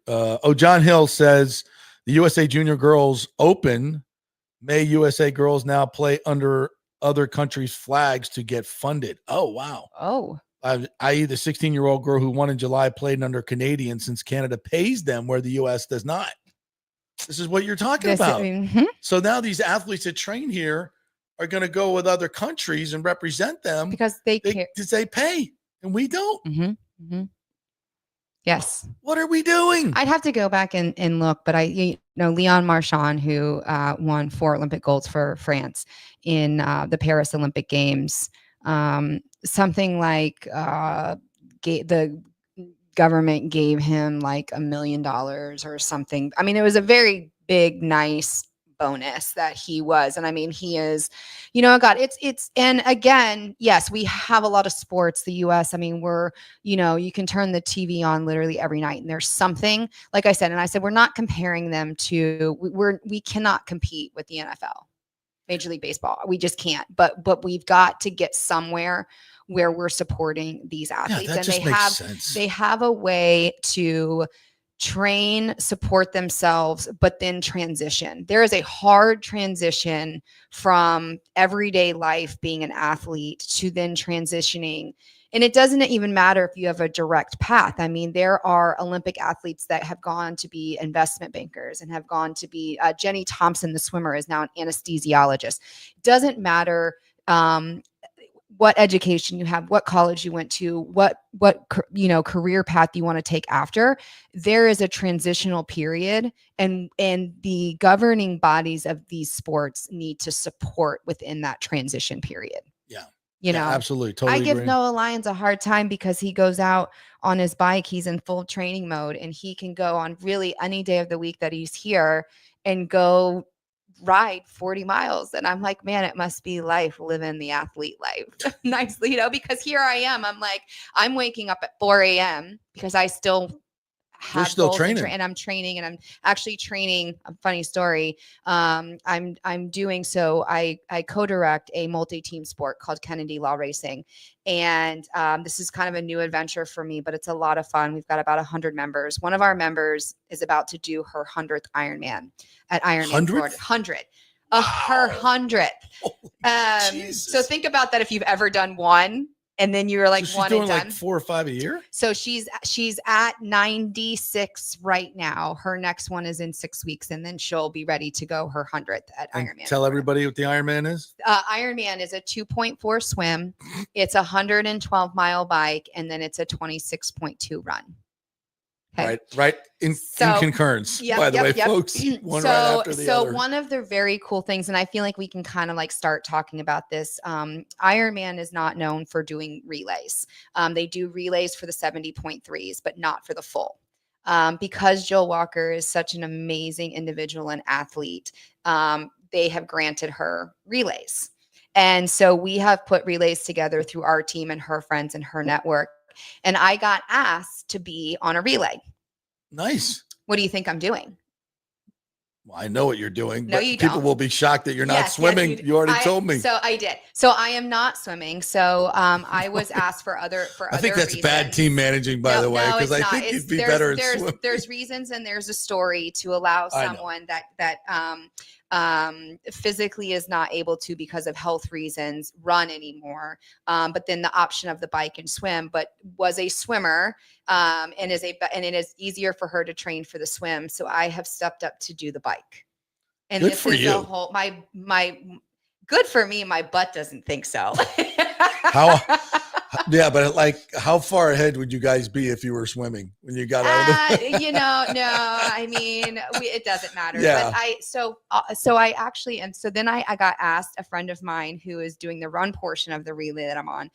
She is doing a relay at Augusta at the end of September, which is 70.3, and they needed somebody. And I said, of course, you want me to swim for you? And she goes, no, actually, I was thinking you could bike. It would be a good, I'm like, does everybody forget that I'm actually a swimmer and everybody thinks that I'm like this awesome cyclist?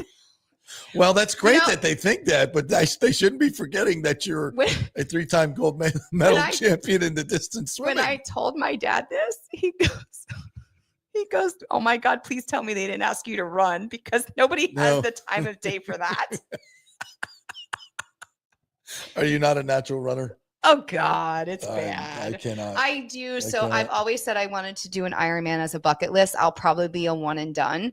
My plan is to, because I'm putting all this time in on the bike right now. So like, I wake up when I say, oh, these athletes are lucky.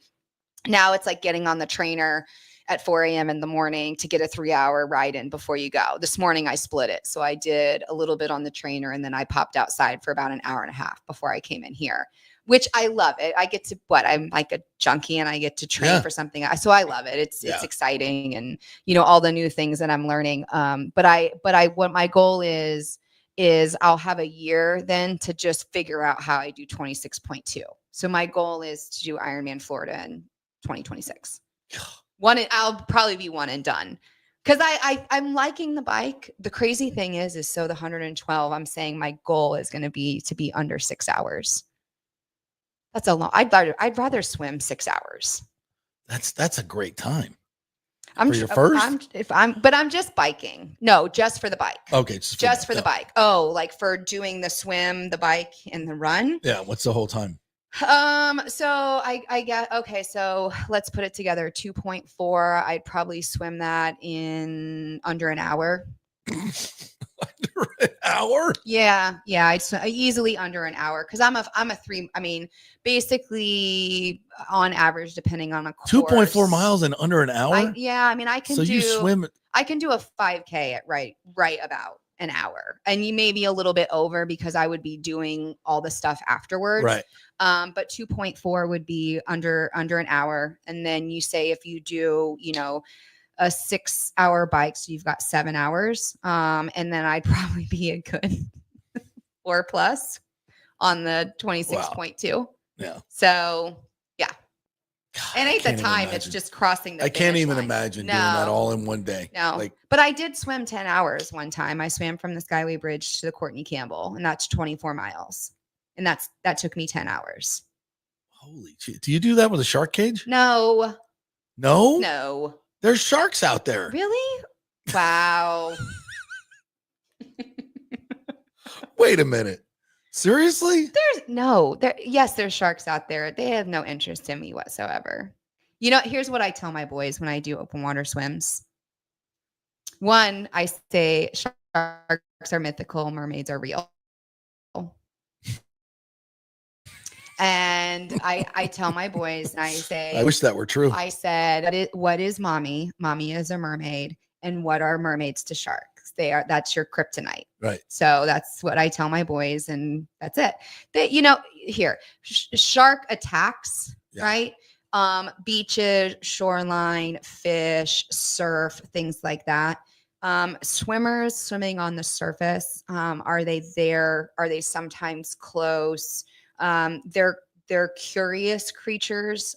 They're looking for, you're either mistaken for their food, or they're looking for splashing and something that appears to be weak and wounded. Right. If you're swimming on the surface, you have a low heart rate, so I'm not putting out a lot of stress. There's interest. There's not. And sometimes they're not hungry. And there have been documents of swims in certain areas that they do put shark divers in the water for certain like Caribbean swims and things like that, just at certain times. But when I did the Tampa Bay swim, I mean, my dad was on my safety boat, and they said that they saw some fins kind of pop up around the Gandy Bridge. But other than that, but a lot of times it's nothing that I realize. It's nothing that I see. Well, Brooke, thank you for coming in. It's been awesome, and everybody in the chats agrees. And Lady Evil even gave us a $4.99 super chat. Said, "What a great show today, JP. Make sure the donation goes to Brooke's organization." What, you don't trust me? What's going on here? No, JP. Said, "Hi, Brooke, you're awesome." Yeah, thanks, guys. So, and we will match what the folks put up today. It's not a lot, but we'll definitely match it. And every time you come in, we'll do it. Yeah, thank you. How's that? Yep. And hey, listeners, if you want to learn more about CFY, our website is cfypinellas.org. My email address, just don't spam me, but if you're interested in learning more, is brooke@cfypinellas.org. Well, thanks again for coming in. Been super fun. We didn't even get to the Baker quote. We did it. Do you have it? Oh, where how he described Florida. He says, whatever you put out on the side of the road, it's literally gone in like 2 seconds that there's people scouting it. He said there's just like this magical leprechaun that comes and picks up anything you put out by the side. You know, and like in moments it just disappears. And so I hope that any Floridian that read that and said he is dead on. He's 100% right. Because growing up in Plant City, I mean, I used to joke and I used to tell my mom to slow down when we would come up to junk, and I would say, "Mom, slow down. Let's see if it's anything good to take it back to Dad." Right? Absolutely. I mean, and we talked about it. Like, where's my favorite place to shop? I got a few things in the house that hey, that looks good. Let's check it out. See if it works. That's an old chair that falls that's off a chair that works. Could be great for your desk. I could spray paint that and use that outside. Absolutely. My couch is from Facebook Marketplace. Yes. I love it. My kids jump on it. I've got an 8 and 10-year-old. I'm not spending $2,000 on a new couch. We got a Cindy Crawford couch, beautiful one from Goodwill. It's a good, beautiful thing. Love it, Baker. Absolutely. That is so perfect. Baker's like living in Florida. Yeah, you just put it outside, and some guy comes along and picks it up. It's magical. And he goes there to just say that it's an old, beat up, rusty truck.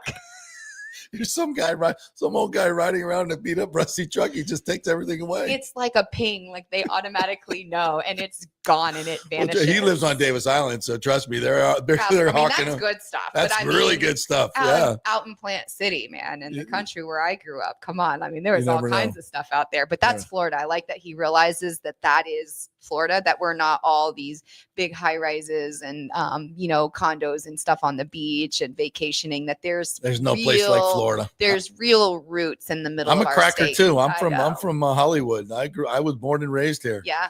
There's nothing like Florida. That's Old Town. That's South Florida. Broward General, baby. Yeah. Yep. Born there, almost died there. Hell yeah. I just drove by it the other day. As a matter of fact, it's as horrible as ever. Anyway, thanks, Brooke, for coming in. Really appreciate it. Thank you guys for listening. We'll be back on Monday with more fun and frivolity. We will see you then.